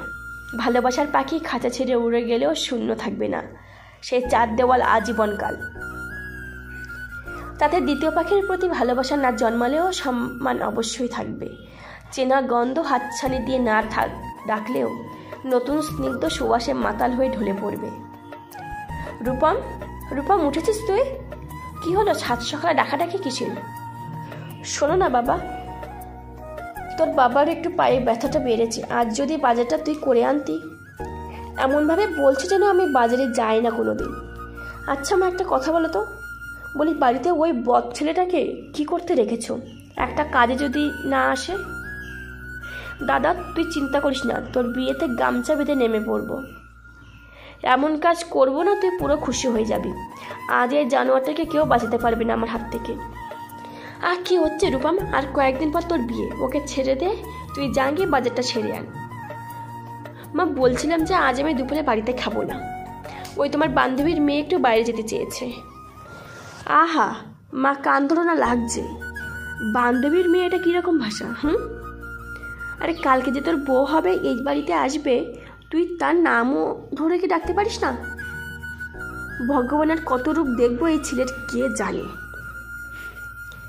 আর কোনো রকম কথা না বাড়িয়ে রূপম বাজারের ব্যাগ হাতে করে নিয়ে ঘর থেকে বেরিয়ে এলো। দু এক পা হাঁটতে গিয়ে পিছন ফিরে আবার ঘরে ফিরে এলো। যাবে নাকি নীরু? চল, এমনিতেও ঘরে বসে থাকবো, তার চেয়ে বরং তোকেই না হয় এন্টারটেনমেন্ট করি। মা আমি দাদার সাথে বাজারে গেলাম। হ্যাঁ রে, তোর কলেজে পড়াশোনা কেমন চলছে? ঠিকই আছে, তবে থার্ড ইয়ারটা মনে হচ্ছে হালকার উপরে একটু হার্ড হবে। আগে ভালোভাবে ওঠ, তারপর হার্ড নিয়ে চিন্তা করিস। আর তোকে তো বলেছি কোনো অসুবিধা হলে আমার কাছে আসিস। থাক দাদা, তুই আর বলিস না, যতবার গেছি তুই ততবারই বলিস। ইস, এত সহজ জিনিসটা বুঝতে পারছিস না? বেশ, তারপরেই মাথায় গাঁটটা মারিস। বাজার করে এটা সেটা কিনতে গিয়ে মাঝে মধ্যে নীরুর হাসির ঠাট্টা করে বলা কথাগুলো শুনতে মন্দ লাগছিল না রূপমের। শাক সবজি কেনা হয়ে গেলে মাছ বাজারে ঢোকার মুখে চেনা একটি মানুষের সাথে হঠাৎই দেখা হয়ে যায়। দরদাম করার সময় রূপমের পিঠে কেউ হাত দিতেই, ওহো কাকু আপনি? আমি ভাবলাম নীরু। তা বাজার হয়ে গেল? হ্যাঁ বাবা। তা এরকম হলো? তবে সামনেই তো বিশাল বাজার, দর করার এখনো বাকি পড়ে আছে। হ্যাঁ ঠিক কথাই বলেছেন। আচ্ছা আমরা এখন আসি, হ্যাঁ দেরি হয়ে যাচ্ছে। আরে দাঁড়াও, কি এমন দেরি হয়েছে? হ্যাঁ আমি একটু ছোট মাছ কিনে বাড়ি যাব। তোমার বান্ধবীটি বড্ড ভালোবাসে ছোট মাছের চচ্চড়ি খেতে। তোমার বান্ধবীটি বড্ড ভালোবাসে, কয়েকদিন পর ফাঁকা করে চলে যাবে, তাই ওর ছোট ছোট ইচ্ছেগুলো পূরণ করতে পারলে এখন বেশি আনন্দ হয়। রূপম চেষ্টা করেও কাকুর থেকে সরে আসতে পারল না। একের পর এক যেই কথাগুলো বলে চলল তাতেও রীতিমতো অস্বস্তি বোধ হচ্ছিল। কি তখন থেকে বিয়ে করছেন? বিয়ে কি আপনার মেয়ের একারই হচ্ছে? আমিও তো করছি, কই আমার বাবা তো আপনার মতো ঢাকঢোল পিটাচ্ছে না। আর যদি আপনি ওই নাটকটা আপনার মেয়ের সাথে না করতেন তাহলে হয়তো আমার জীবনটা এমনভাবে পুরো ছাড়কার হয়ে যেত না। শেষ পর্যন্ত রূপা মুখ ফুটে বলেই ফেলল কথাগুলো। কি ব্যাপার রূপম, তুমি সেই থেকে চুপ করে কি ভাবছো বলো তো? এই দেখো, আমি কথা বলতে বলতে কখন যে পাড়ার গলিতে ঢুকে পড়েছি তা বুঝতেই পারিনি। আচ্ছা কাকু, একটা কথা জিজ্ঞেস করব? প্লিজ যদি মাইন্ড না করেন তাহলে বলতে পারি। মাইন্ড করব না, তা আবার তোমার কথাই? হাসালে রূপম। বলছি যে ঠিক কিভাবে রাজি করালেন শিউলিকে? না মানে ও তো এর আগে 7-8 জনকে রিজেক্ট করে দিয়েছিল। ওরে বাবা, তুমি তো দেখছি কিছুই জানো না। আমি তো ভাবলাম শিউলি তোমায় বলেছে। হ্যাঁ বলেছিল, তবে আইডিয়াটা যেহেতু আপনার ছিল তাই আপনার মুখ থেকে শুনতে বড় ইচ্ছে করছে। সম্রাটবাবু খানিকক্ষণ রূপমের মুখের দিকে তাকিয়ে অবাকভাবে চেয়ে থাকলেন। উনি বুঝতে পারছেন না যে ঠিক কী বলতে চাইছে রূপম। দ্বিতীয়বার শোনার পর তিনি হাসতে হাসতে যা বলে গেলেন তা অত্যন্ত জটিল আর অবাস্তব ছিল। অসম্ভব এমনটা তো সে শোনেনি। তাহলে কি মানুষ চিনতে ভুল করলো রূপম? ইয়ে কোন মায়ায় বসে এতদিনও অন্ধের মতো সম্পর্কে জালে জড়িয়েছিল?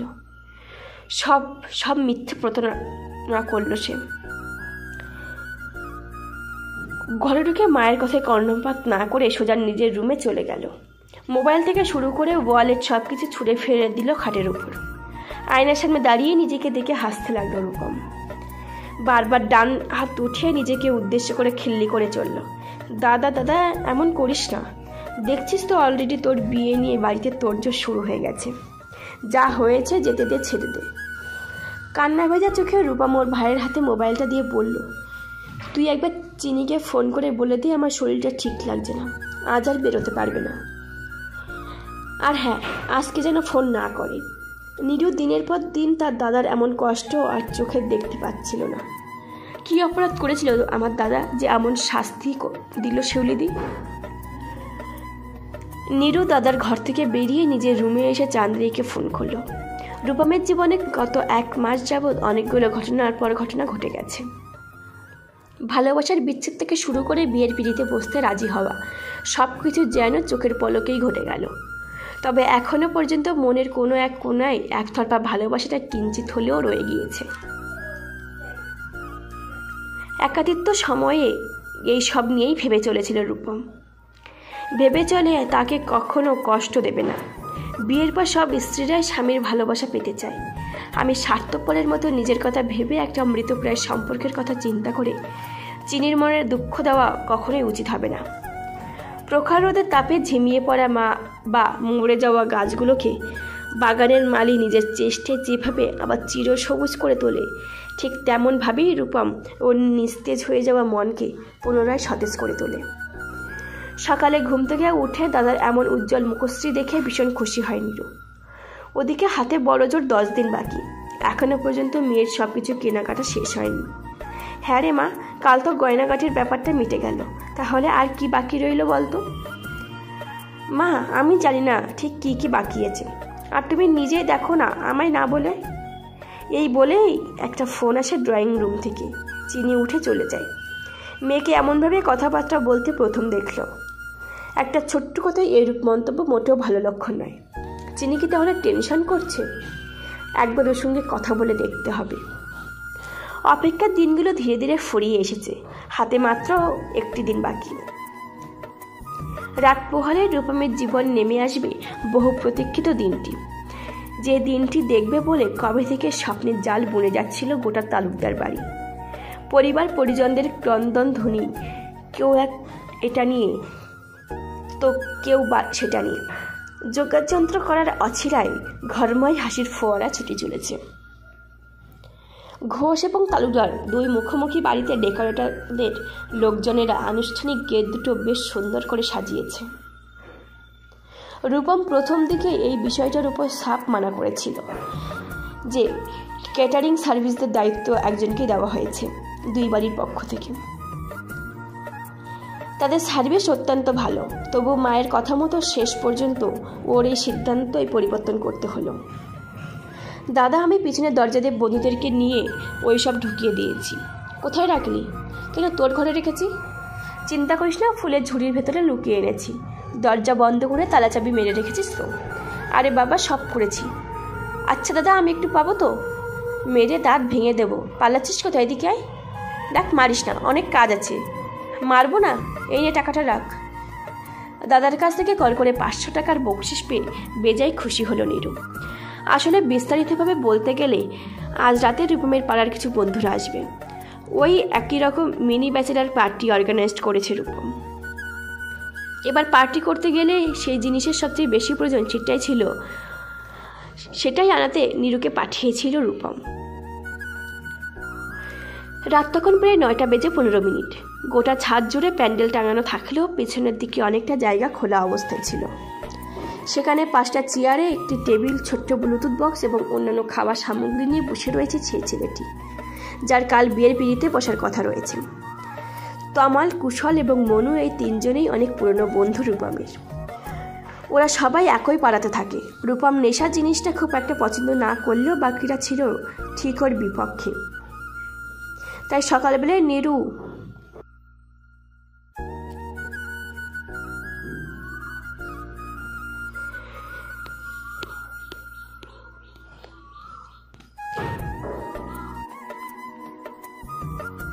ভাই মনু, তুই একটু বেশি জল দিয়ে খা, এমনিতেই তোর এক চিপিতে নেশা হয়ে যায়।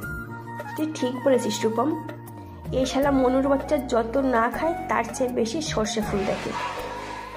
তুই বেশি জ্ঞান দিস না মাল। ও সরি, তোর নাম তো তমাল। দেখেছিস গাধার বাচ্চাটার অবস্থা, এখন থেকেই ভুল বকছে। বন্ধুগণ, আজ নো ঝগড়াঝাটি। আরে আমাদের বন্ধু রাত পোহালেই জবাই হতে চলেছে, ওকে কি এইভাবে শুকনো অবস্থায় রেখে দিলে চলবে? আয় ভাই, একটু অমৃত পান কর। এই কুশল একদম না, আমি খাই না, খুব ভালো করেই জানিস। তোর কাকিমা যদি বুঝতে পারে তাহলে আমার সঙ্গে সঙ্গে তোদেরকেও 2-4 কথা শুনিয়ে দেবে। আচ্ছা বেশ, তুই তাহলে ঠান্ডা বিয়ারই খা। এর তো শালা যদি না করিস তাহলে তোকে বিয়েই করতে দেব না। রূপম বুঝতে পারলো 3 মাতালকে এখন না করলে তার ফল বেগতিক হতে পারে। শেষে শীতল সুরা বড় একটি গ্লাসে ঢেলে একটু একটু করে খেতে শুরু করলো। কলেজে থাকতে 2-1 এই জিনিস খেয়েছিল, তবে এই নিয়ে 3 বার, এবং এটাই শেষ হবে বলে নিজের মনে মনে সিদ্ধান্ত নিয়ে নেয়। মনু মাথা নিচু করে অনেকটা জড়িয়ে যাওয়া শব্দে বলে উঠল, হ্যাঁ রে রূপম, তুই তোর বিয়েতে মেন কোর্সে কি রাখছিস? দেখ ওই শালা সম্রাট বুড়ো ফ্রাইড রাইস আর 2 পিস মটন দিয়ে নমনম করে ছেড়ে দেবে। কত করে শিউলিকে বললাম যে তোর বাপকে বল বিরিয়ানি করতে, শালা শুনলই না, উল্টে বললো তোর ওই বন্ধুকে বল ও করবে, সে নাকি প্রচুর পণ পাচ্ছে। এই না রে রূপম, শিউলি ওইসব কিছুই বলেনি। এই মনুর বাচ্চা, তুই শালা মাতাল হলেও তাহলে ঠিক আছিস বল? নিজের খাওয়ার ইচ্ছে তো ঘুরিয়ে কান ধরছিস কেন? ওকে, কিছু বলিস না, তবে বহুভাতের দিন মটন বিরিয়ানি কিন্তু মেন কোর্সে রয়েছে। বলিস কি ভাই, আয় তোকে একটা ননভেজ চুমো দিই। না সর, তোর গোটা মুখে ফ্রাইড চিকেন লেগে রয়েছে। 4 বন্ধুতে মিলে বেশ এনজয় করছিল। নিচ থেকে নীরু এসে রাতের কিছু খাবার ছাদের উপর দিয়ে গেল। নীরু ফিরে যেতে গিয়ে রূপমের কাছে এসে দাঁড়ালো। কি হয়েছে, কিছু বলবি? পিছনে ঘুরে দেখে কে এসেছে। রূপম একটু আগে সম্পূর্ণ শীতল সুরার বোতল পান করেছে, চোখে সামান্য হলেও নেশার আঁচ ফুটে উঠেছে। কোথায় কে এসেছে? আরে সিঁড়ির রেলিংগুলোর ফাঁক দিয়ে অন্ধকার রাস্তাটাই দেখ। রূপম এবার দেখতে পেল যে কোনো একটা মেয়ে মানুষ মুখে কাপড় জড়িয়ে ছাদের দিকে তাকিয়ে আছে। যে দাঁড়িয়ে আছে তাকে খুব ভালো করে রূপম চেনে। সে তৎক্ষণাৎ বন্ধুদের বিদায় দিয়ে নিচে নেমে এলো। আরে এত রাতে বাইরে কোথায় যাচ্ছিস? না মা, কোথাও না, ওই একটু কাজ আছে, আসছি আমি। পায়ের মধ্যে কোনো রকমের স্লিপার গলিয়ে অন্ধকার রাস্তার কাছে এসে দাঁড়ালো। এত রাতে কি এমন দরকার পড়লো? ফোন করলেও তো চলতো নাকি? না, ফোন করলে হতো না, দরকারটা সামনাসামনি ভাবেই মিটত। নীল রঙের চুড়িদার, পিঠে 2 হাত সমানভাবে ভারপ্রাপ্ত বড় একটি স্কুল ব্যাগ, এবং পায়ে রয়েছে চকচকে 1 জোড়া স্পোর্টস শু। মুখ থেকে ওড়না সরাতে গেলে সামনে থেকে রূপম বাধা দিয়ে বলে, কি হচ্ছেটা কি? আপনি জানেন বিয়ের আগের রাতে এভাবে দেখা করা আমাদের ঠিক নয়। 10 জনে 10 রকম কথা বলবে। একটা কাজ করুন, আপনি স্কুটিতে স্টার্ট দিন, আমি পিছনে বসছি। চাঁদরে এত রাতে চিত্তরঞ্জন থেকে কী কারণে এসেছে তা এখনও স্পষ্ট নয়। রূপম কোনো রকম কিছু ভাবার মতো অবস্থায় ছিল না। পিছনে বসে যত ওর চোখ মুখে ঠান্ডা বাতাস শুয়ে যাচ্ছে, তত যেন নেশার ঘরে হারিয়ে যাচ্ছে। কিছু দূর যাওয়ার পর রাস্তার একপাশে দাঁড়িয়ে গাড়ি দাঁড় করালো। আপনি ড্রিঙ্ক করেছেন? না, ওই বন্ধুদের কথাই একটু খেতে হলো, আসলে ব্যাচেলার পার্টি। আচ্ছা এবারে বলুন তো কেন এসেছেন এখানে? রূপম বাবু, আমি এই বিয়েটা করতে পারবো না। ঠিক শুনল রূপম, এটা নিশ্চয়ই নেশার ঘরে কোনো স্বপ্ন দেখছি। আপনি বুঝতে পারছেন আমি আপনাকে কি বললাম? এই বিয়ে আমি করতে পারবো না। ও, তাহলে এত রাতে বাড়ি বয়ে এসে আপনি শুধু এই কথাটাই বলতে এসেছেন? না, শুধু এই কথাটা নয়, আপনাকে আমার একটা হেল্প করতে হবে, সেই জন্য এখানে এসেছি। আমি না, এতটুকুও কিছু বুঝতে পারছি না। আপনি এলেন, আমি গাড়িতে চাপলাম, মাঝ রাস্তায় দাঁড় করিয়ে বলছেন বিয়ে করবেন না। প্লিজ সব কিছু খুলে বলুন। রাস্তার একধারে বড় একটি বট গাছ, আর তার নিচে সিমেন্ট দিয়ে বাঁধানো বসার জায়গা দেখতে পেল। রূপম হাত দেখিয়ে সেখানে বসতে বলল। আমি একটা কথা আপনার থেকে লুকিয়েছিলাম, শুধু আপনার থেকে বললে ভুল হবে, বলা উচিত আমার বাবা মার থেকেও লুকিয়েছিলাম। আমার একটা রিলেশন ছিল সেই কলেজ থেকে, দুজনকে প্রচণ্ড ভালোবাসতাম। সুজন ব্যানার্জি বর্তমানে থাকে। ওর বাবা বিশাল বড় মাপের প্রমোটার। সুজানের বাড়ির লোকজন আমায় খুব পছন্দ করত। সব কিছু ঠিক ছিল, তবে 6 মাস আগে ওর সাথে আমার অনেক বড় ধরনের ঝগড়া হয়ে ব্রেকআপ হয়ে যায়। ঝগড়াটা হয়েছিল ভুল বোঝাবুঝি নিয়ে। ও ওর বোনকে হাক করেছিল আর আমি খুব বাজেভাবে সন্দেহ করেছিলাম। তাহলে এখন কি হলো? কলেজের ব্যাপারটা মিটে গেল? না, মেটেনি। সুজান ফিরে এসেছে। সে আমায় অনেক ভালোবাসে। কাল আমার সাথে দেখা করে অনেক কান্নাকাটি করেছে। আর তাই কি? তাই আমরা পালিয়ে বিয়ে করার সিদ্ধান্ত নিয়েছি। হয় আপনি পাগল হয়ে গেছেন, আর নয়তো আমায় পাগল বানাচ্ছেন। এসব কি বলছেন? আপনি নিজেও বুঝতে পারছেন তো? আরে এখন রাত 12:30, ভোর 6টার সময় গায়ে হলুদ, আর আপনি কিনা পালিয়ে যেতে চাইছেন? এক মিনিট। আমার কেন জানি না মনে হচ্ছে যে আপনি শুধুমাত্র এই কথাটি বলার জন্য মোটেও আমার কাছে আসেননি। এইবারে সত্যিটা বলুন তো। চান্দ্রী এরপর যে কথাগুলো বলল তাতে আর যাই হোক, রূপম কিন্তু মোটেও স্বাভাবিক থাকতে পারল না। আমরা প্ল্যান করেছি কাল সকালে কালীঘাট মন্দিরে বিয়ে করব। সেই মতো সুজান আগে থেকেই কলকাতা গিয়ে সব কিছু ব্যবস্থা করে রেখেছে। এখন আমি ঠিক মতো পৌঁছতে পারলে সবটা প্ল্যান মতো এগোবে। আপনি তো জানেন চিত্তরঞ্জন থেকে ট্রেন ধরলে আমাকে সবাই চিনে ফেলবে, আর সেই জন্য আপনার কাছে এসে এক ঢিলে 2 পাখি।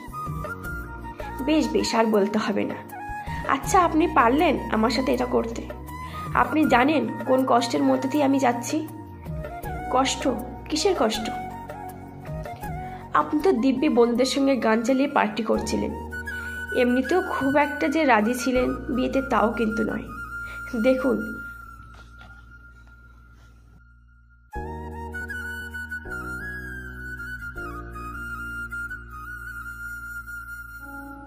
দেখুন, আপনি যা ইচ্ছা তাই বলুন, আমি এসবের মধ্যে নেই। আমি বাড়ি ফিরে গেলাম, আপনার যা ইচ্ছে তাই করুন। ঠিক আছে, যেতে হবে না আপনাকে। কোনোদিন তো কাউকে ভালোবাসেননি, তাই ভালোবাসার মর্ম আপনি বুঝবেন না। চললাম, আমি একাই যাব স্টেশন অবধি। স্কুটির ওপর চড়ে 1বার 2বার প্রায় 10 বার সেলফ স্টার্ট দিয়েও যখন গাড়িটি স্টার্ট হলো না, তখন রাগের বশে চাকার মধ্যে লাথি মারল। অন্ধকার, তার উপরে মেয়ে মানুষ। চাকায় পা না পড়ল ফুটরেস্টের ওপর। দম ফাটা আর্তনাদ করে মাঝ রাস্তায় চান্দ্রেই বসে পড়ল। কি হয়েছে দেখি। কাটেনি, তবে মনে হচ্ছে হাড়ে লেগেছে। খুব ব্যথা করছে, আমি আর দাঁড়াতে পারছি না। রূপম না চাইতেই চান্দ্রের চিৎকার শুনে ছুটে এসেছিল। 2 চোখ থেকে অশ্রু বেরিয়ে আসলে বুকের ভেতরটা কেঁপে ওঠে। এমনটা তো ওর একজনের জন্যই হতো। তাহলে কি চান্দ্রের প্রতি কোনো দুর্বলতা কাজ করছে? না, গাড়িতে মনে হচ্ছে তেল শেষ। পালাবার মতলব করার সময় দেখে নেননি বাহনটার কি কন্ডিশন। রূপম হাত ধরে চান্দ্রীকে উঠিয়ে ধীরে সুস্থে গাছতলায় নিয়ে এলো। খোড়া পায়ে জুতো পরে চলতে বেশ অসুবিধেই হচ্ছে বলে মনে হলো। আচ্ছা, আপনি বরং জুতোটা খুলে আমার স্লিপারটা পরিন। তাহলে আপনি কি পরবেন? আমার না পড়লেও চলবে। যদি ব্যাগের ভিতর জলের বোতল থাকে তাহলে সেটা বার করুন। চান্দ্রী একটু ইতস্তত করলেও রূপমের কাছে হার মানতে বাধ্য হলো। ছোট শিশুর মতো একটা পরপুরুষের হাতে নিজের ডান পাটা এগিয়ে দিল। রূপম 1 বোতল জল সম্পূর্ণ ঢেলে দিল ব্যথা লাগার স্থানে। আপনি সত্যিই খুব ভালো মানুষ। আমার খুব খারাপ লাগছে আপনার সাথে যা করলাম সেটা ভেবে। খারাপের কি আছে? যা ছিল কপালে তাই হয়েছে। এখন চলুন, বাকি পথ হেঁটেই যেতে হবে। আমার গাড়ির কি হবে? গাড়ি এখানেই থাক, কেউ নেবে না। শুধু চাবিটা আমার কাছে দিন, ফেরার সময় বন্ধুর বাড়িতে রেখে দেব। সকালের ঝামেলা মিটে গেলে আপনার বাবাকে বলবো কাউকে পাঠিয়ে দিয়ে যেতে। তাহলে আপনি সত্যি আমাকে সাহায্য করছেন পালিয়ে যেতে? কি মনে হচ্ছে আপনার? ভালোবাসার মর্ম আমিও বুঝি। এবারে চলুন, বেশিক্ষণ অন্ধকারে দাঁড়িয়ে থাকা উচিত হবে না। 2 পৃথক মানুষের বর্তমান দৃশ্যটি দেখার মতো সেই স্থানে কেউ ছিল না। চান্দ্রী পায়ে স্লিপার গলিয়ে ডান হাত দিয়ে রূপমের কাঁধে দিয়েছে, আর রূপমের বা হাত সোজা চলে গেছে আলতো স্পর্শে চান্দ্রীর বা কাঁধে। ধীরে ধীরে স্টেশন রোডের বাকি পথটুকু নির্ঝঞ্ঝাটে ওর পার করে এলো। টিকিট কাউন্টার থেকে ভোর 4টের হাবড়া লোকাল ট্রেনের টিকিট কেটে স্টেশনের ভিতর প্রবেশ করলো। এই নিন, এটা আপনার টিকিট, আর এটা স্টেশনে থাকার মানে আমার। কি হলো, আপনি হাসছেন যে? অনেকদিন পর ঠান্ডা সুরা পান করেছিলাম। সেই সুরার নেশা যেই মুহূর্তে আপনি বিয়ে করবেন না বললেন, সব কর্পূরের মতো উড়ে গেল। কি যে হবে সকাল হলে তা আমি বেশ বুঝতে পারছি। তাও অল দ্য বেস্ট, নতুন জীবন শুরু করতে চলেছেন। আচ্ছা, হাতে তো অনেক সময় রয়েছে ট্রেন আসার, ততক্ষণ হয় আমরা যদি একটু গল্প করতাম। আমার জীবনে কোনো গল্প নেই, যা আছে সবটাই বেদনা আর কষ্ট। চলে যাওয়ার আগের দিন না সবটুকু কষ্ট মনের জানালা থেকে উড়িয়ে কাউকে বললে মন অনেক হালকা হয়। আমি জানি না আপনার আর সুজনের মধ্যে কত বছরের সম্পর্ক, কিন্তু আমার দেখা একজনকে চিনি যাদের সম্পর্ক ছিল স্কুল জীবন থেকে। প্রথমে লুকোচুরি খেলার সম্পর্ক, আর তারপরেই হলো ক্লাসমেট সম্পর্ক। এরপর থেকেই তাদের মধ্যে সূচনা হলো প্রেমের সম্পর্ক। ওদের এই প্রেম ঠিক এখন কার সম্পর্কগুলোর মতন ছিল না, যে রাগ করে ফোন ধরলো না মানে ব্রেকআপ, অথবা আজ একটা সম্পর্ক তো কাল অন্য কারোর সাথে সম্পর্ক, কিংবা ধরে নিন শারীরিক সম্পর্ক। ওরা ছিল একে অপরের প্রাণ। কি হলো, চুপ করলেন কেন? বেশ তো লাগছিল শুনতে। এইসব কিছুই ছেলেটির একটি ভ্রান্ত ধারণা ছাড়া আর কিছুই নয়। এমনটা সে একাই মনে করতে। বাস্তবে সেই মেয়েটিও বড় হওয়ার সঙ্গে সঙ্গে আমূল পরিবর্তন হতে শুরু করে। ওর এই পরিবর্তন এতটুকু ছেলেটি বোঝেনি। যখন বুঝলো তখন অনেক দেরি হয়ে যায়। চোখের সামনে অন্য কাউকে বিয়ে করে চলে যাবে সে।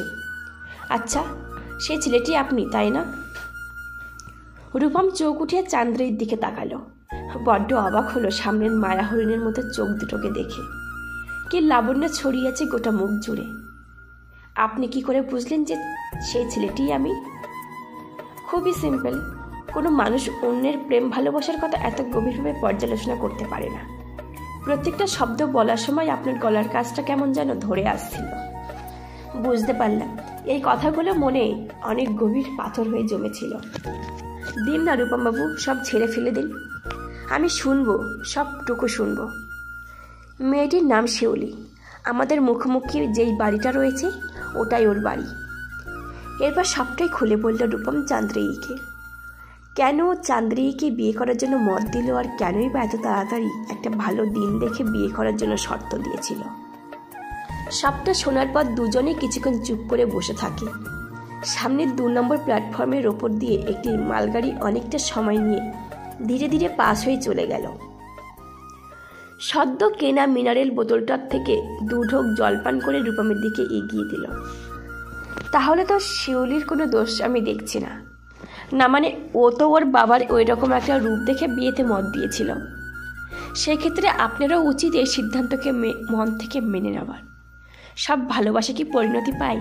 কিছু ভালোবাসা এমনও হয় যা রয়ে যায় একে অপরের মন পিঞ্জরায় আমরণকাল। আপনাকে তো একটু আগে বললাম যে ওর সিদ্ধান্তকে মেনে নিয়েছি। হ্যাঁ, হতে পারে মনের জেদ থেকে আপনার সাথে বিয়ে করার আগ্রহ প্রকাশ করেছিলাম। তার মানে এই নয় যে আমি আপনাকে পছন্দ করি না। চান্দ্রেয়ী যেন আকাশ থেকে পড়ল।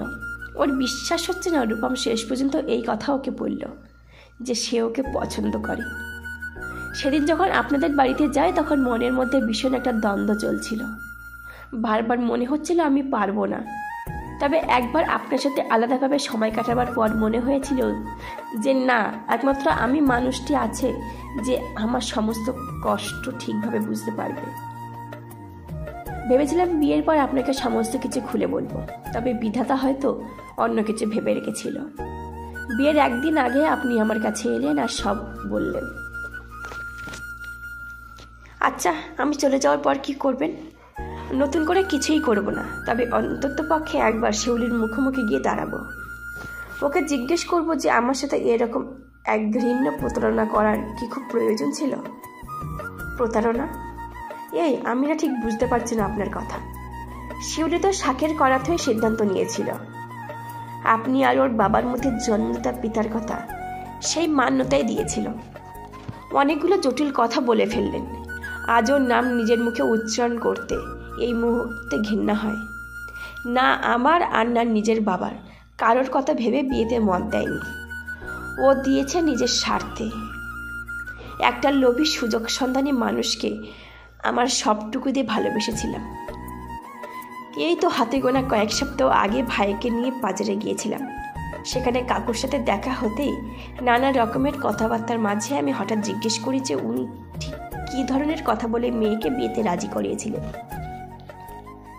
আমি জানতাম, তবু ওনার মুখ থেকে শোনার জন্য বুকের ভিতরটা আনচান করছিল। উনি আমার কথা শুনে পরিষ্কার অমান্য করলেন। বললেন ওনার মেয়েই মত দিয়েছিল। তারা তো বারণ পর্যন্ত করেছিল যে এত দূরে বিয়ে করলে সহজে আসা যাওয়া করতে সমস্যা হতে পারে। প্রত্যুত্তরে সে বলেছিল, দেখো বাবা, ছেলের বাড়ির অবস্থা অনেক ভালো, আর তাছাড়া ওর তো বিদেশ নিজস্ব বাড়ি আছে। এখানে এমন কোনো ছেলে আছে যে আমাকে বিদেশে নিয়ে গিয়ে রাখতে পারে? গাড়ি বাড়ি টাকা পয়সা যখন যা মর্জি করতে পারবো। তোমাদের কেউ আমি দেখাশোনা করতে পারবো না। না, তুমি আর এই বিয়েতে অমত দিও না বাবা। বিশ্বাস করুন আপনি, আমি যা রাস্তায় দাঁড়িয়ে তখন কিছু বুঝতে পারলাম না। নিজেকে নিজের উপর বড় ঘৃণা হচ্ছিল। এটা কি ভালোবাসা বলে? একটা মানুষের ঠিক কতগুলো মনস্তাত্ত্বিক রূপ হতে পারে তা জানার জন্য বড় মনটা আনচান করছিল। সেদিন বুঝতে পেরেছিলাম, যে কোনো ভালোবাসার মানুষকে হারিয়ে লোকে সুইসাইড করে।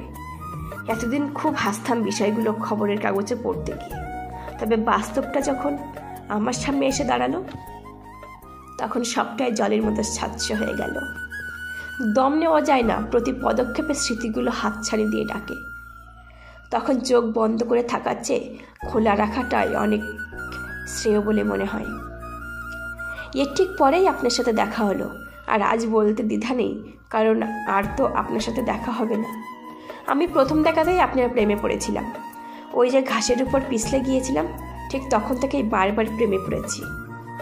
আপনার সাথে কথা বলে বড্ড ভালো লাগতো। যতক্ষণ মোবাইলে আপনার সাথে কথা বলতাম ঠিক ততক্ষণের জন্য সব কিছু ভুলে যেতাম।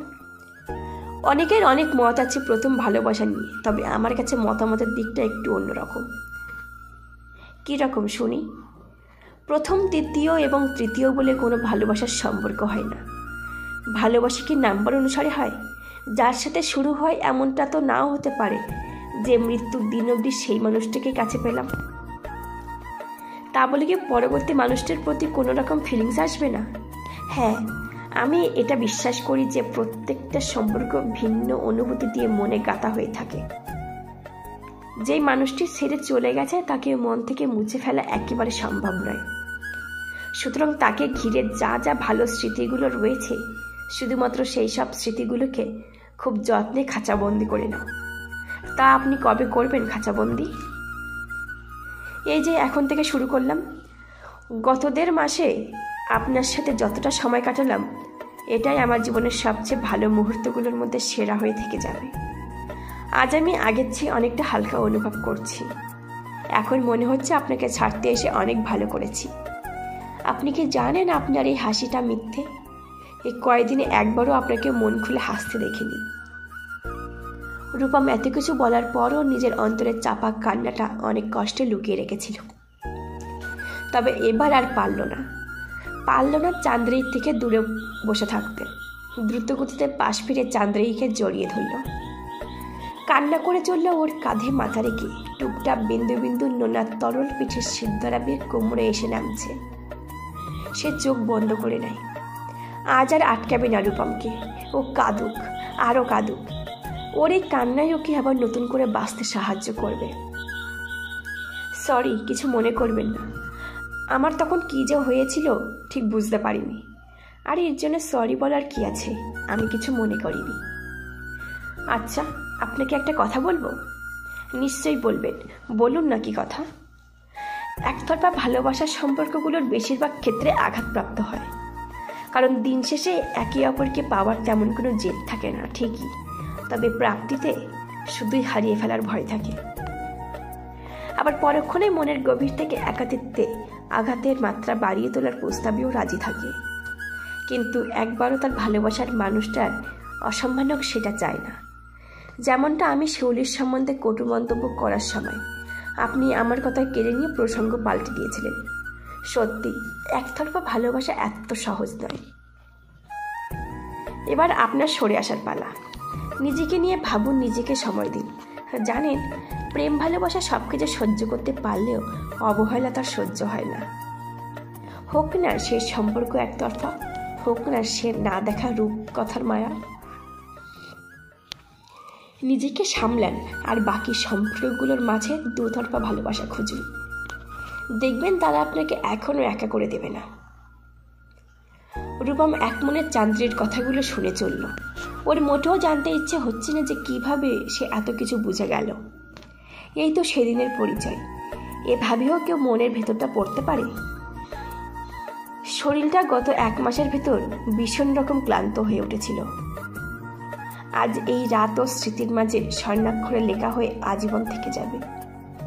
রূপম দেখলো ওরা যেখানে বসে আছে তার ঠিক 10 হাত দূরে কতগুলো যুবক যুবতী ভোরে ট্রেন ধরবে বলে স্টেশনে অপেক্ষা করছে। তাদের মধ্যে থেকে দুজনের কাঁধে গিটার ঝুলছে। নিশ্চয়ই গানের জগতের সাথে এদের কোনো যোগসূত্র আছে। জানো রূপম, আমি একজনের প্রেমে বারবার পড়েছি। আসলে তার প্রতি ভালো লাগাটা কখন যে ভালোবাসার পরিবর্তন হলো তা আমি আজও বুঝিনি। ইনফ্যাক্ট বুঝতেও চাই না। হ্যাঁ, জানি আপনি কার কথা বলছেন। রূপম, একটু দাঁড়াও, আমার কথা এখনো শেষ হয়নি। তাকে প্রথম যখন দেখি তখন আমার চোখ নয়, আমার মন মুগ্ধ হয়ে ওঠে। মুখের কথা থেমে গিয়ে মন অনর্গল কথা বলতে শুরু করে। আশেপাশে কি ঘটছে, কে কি বলছে সব কিছু মিউট হয়ে মন ভাবতে শুরু করে দেয়। তখন খিদে, ঘুম এসব কিছুই ডিলিট হয়ে যায়। সঙ্গে বন্ধুদের সাথে আড্ডাটাও ফিকে হয়ে যায়। সে যখন আমার থেকে বিদায় নিয়ে চলে যায় তখন আমি এক ছুটে ঘরে এসে মোবাইল খুলে স্ট্যাটাস চেক করি। সেসব আর ভালো লাগতো না। তখন ভালো লাগতো 2 লাইন রোমান্টিক কবিতা।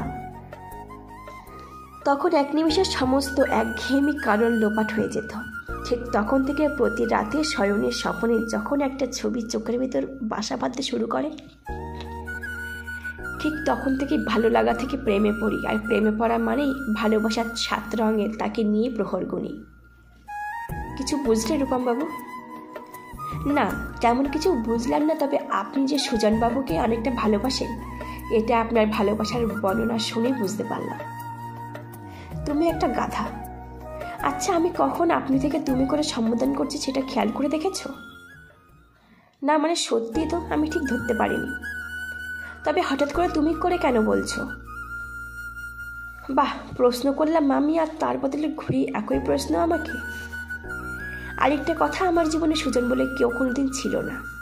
হ্যাঁ, কলেজে টুকটাক প্রেমের প্রস্তাব অবশ্যই পেয়েছিলাম, তবে আমার মন কখনোই তাদের প্রতি কোনো রকম ইচ্ছে প্রকাশ জানায়নি। রূপম আশ্চর্য হয়ে উঠল। ভুরু দুটো কুঁচকে গিয়ে কপালে 4টে ভাঁজ বিস্তৃত হয়ে প্রশ্ন করল, তাহলে রাত করে এসে আমাকে যেসব বললেন এবং ঘন্টার 3 এখানে বসে যা যা হলো, এসব কি ছিল? বলতে পারো স্ক্রিপ্ট অনুযায়ী নাটক। এই নাটকে তুমি আর আমি ছাড়া যেমন অন্য কেউ ছিল না, ঠিক তেমনই কোনো রকম ক্যামেরাও ছিল না। তবে নাটকটা শুধুমাত্র সুজন নামটাকে ঘিরে যতটুকু বলেছিলাম সেইটুকুই ছিল। বাকি যা যা বলেছি সবটাই সত্যি। তোমার মনের ভেতরে যে পাথরটা চেপে বসেছিল সেটাকে টেনে তুলে ফেলার জন্যই আমি এমনটা করেছি। আমি যে তোমার এই কষ্ট কিছুতে দেখতে পাচ্ছিলাম না। আমি তো আজকের আগে আমার অতীত সম্পর্কে আপনাকে কিছু জানাইনি, তাহলে কি করে বুঝতে পারলেন সব কিছু? আগেও তো বলেছিলাম তুমি যেভাবে আমায় দেখতে, আসলে তারপর মোবাইলে কথা বলার সময় বিভিন্ন নামে ডাকতে, চুপ করে যাওয়া, এইগুলো তো আমাকে আরও তোমার প্রতি জানতে বাধ্য করলো। এদিক দিয়ে বলতে পারো বাঙালি মেয়েরা বিনা ট্রেনিং নিয়ে বিশ্বাস মানে সিআইডি অফিসার। আচ্ছা রূপম, তোমার কি মনে হয় আমি যা করেছি তার খুব বেশি অপরাধ? তবে এটা অস্বীকার করতে পারবে না যে এই মুহূর্তে তোমার মন আগের অবস্থার চেয়ে অনেক ভালো হয়ে উঠেছে। কি ভালো হয়ে ওঠেনি? রূপম হাসলো আর বলল, অবশ্যই ভালো হয়েছে। আর এই যে হাসিটা দেখছো এটা কিন্তু আসল, আর না তুমি কোনো অপরাধ করনি। এ বাবা, আমি যে তুমি করে বলে ফেললাম। কেন, বিয়ের পর নিজের বউকে কি আপনি করে বলবে? না। রূপম এবার আর কিছু বলতে পারল না। যেই হাতটা সেদিনের সন্ধ্যের সময় পড়ে যাওয়া থেকে আটকে নিয়েছিল, আর সেই হাত পুনরায় রূপমের হাত শক্ত করে ধরে নিল। চোখের কোণে খুশির অশ্রু আসার আগেই দুজন দুজনকে আলিঙ্গন করল। রূপম, আমি তোমাকে কখনোই প্রথম ভালোবাসাকে একেবারে ভুলে যেতে বলবো না, তবে আমাকে তোমার এই ছোট্ট হৃদয় একটু জায়গা দিলেই চলবে। আমার স্বপ্নগুলো খুব ছোট, কিন্তু সেই স্বপ্নগুলোর মধ্যে যেন সব সময় হাসি মুখেই তোমাকেই পাই। আমি অনেক অনেক খুশি তোমাকে পেয়ে। তুমি আমার জীবনে সত্যি চিনি হয়ে এসেছো, নয়তো এত সহজে তিক্ত স্মৃতিগুলোকে আমি কখনোই সরিয়ে ফেলতে পারতাম না। রূপমের কাঁধে মাথা রেখে চান্দ্রি বসে আছে।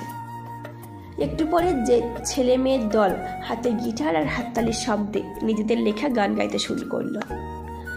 ছোট্ট স্টেশনটাতে ভোর হয়ে যাওয়া এবং শেষ রাতে এমন ভালোবাসার গান শুনতে আজ ওদের বেশ ভালো লাগছিল। খানিক বাদেই রূপম বলে উঠল, চান্দ্রি, তাহলে তো আমাদের এখন ফেরা দরকার, ভোর হয়ে এলো। আচ্ছা, তুমি ফিরবে কি করে? তোমার স্কুটি তো পড়ে রয়েছে। উফ, এত চিন্তা কেন করছো? আমি ঠিক বাড়ি পৌঁছে যাব। মানে, কিভাবে পৌঁছবে? রূপমী কথাটা বলা মাত্রই পিছন থেকে ওকে কেউ ডাকলো। দাদা, বাড়ি যাবি না?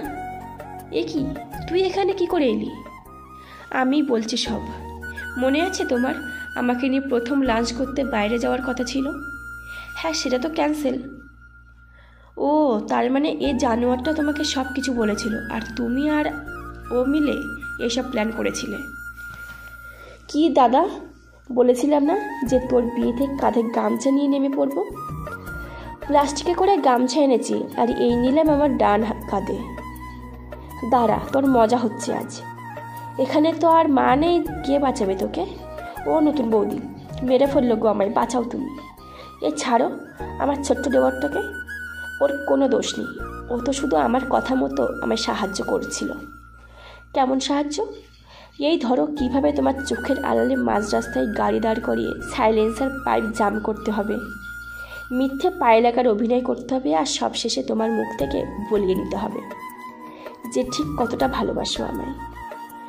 এইসব বুদ্ধি তোমার একমাত্র ভাইয়ের মাথা থেকেই বেরিয়েছিল। অবশ্য শেষের প্ল্যানটা কাজ করলো। কে বলল কাজ করেনি? তোমার মতন সুন্দর মনের মানুষকে কি ভালো না বেসে থাকা যায়? স্টেশন থেকে তিনজনে বেরিয়ে যাওয়ার সময় রূপম তখনও দেখল ছেলে দুটো গিটার হাতে গান করছে। ওদের গানের মধ্যে থেকেই বিশেষ করা লাইন রূপম নিজেও গুনগুন করে গাইছিল। গান শেষে সকলে ওদেরকে হাত উঠিয়ে বিদায় জানালো। স্টেশনে ট্রেন ঢুকলো, আর অন্যদিকে নীরু ও বৌদিকে ভালো করে গাড়িতে উঠিয়ে দেওয়ার জন্য ব্যস্ত হয়ে উঠল। সমীরদা বৌদিকে নামিয়ে এসে, তুমি চুপি চুপি গাড়ি পার্ক করে বাড়ি চলে যেও, তবে খবরদার কেউ কিছু যেন না জানে। এই যে কি ভাবছেন মশাই? যান, একটু পরে তো গায়ে হলুদ, আজ না আমাদের শুভ বিবাহ।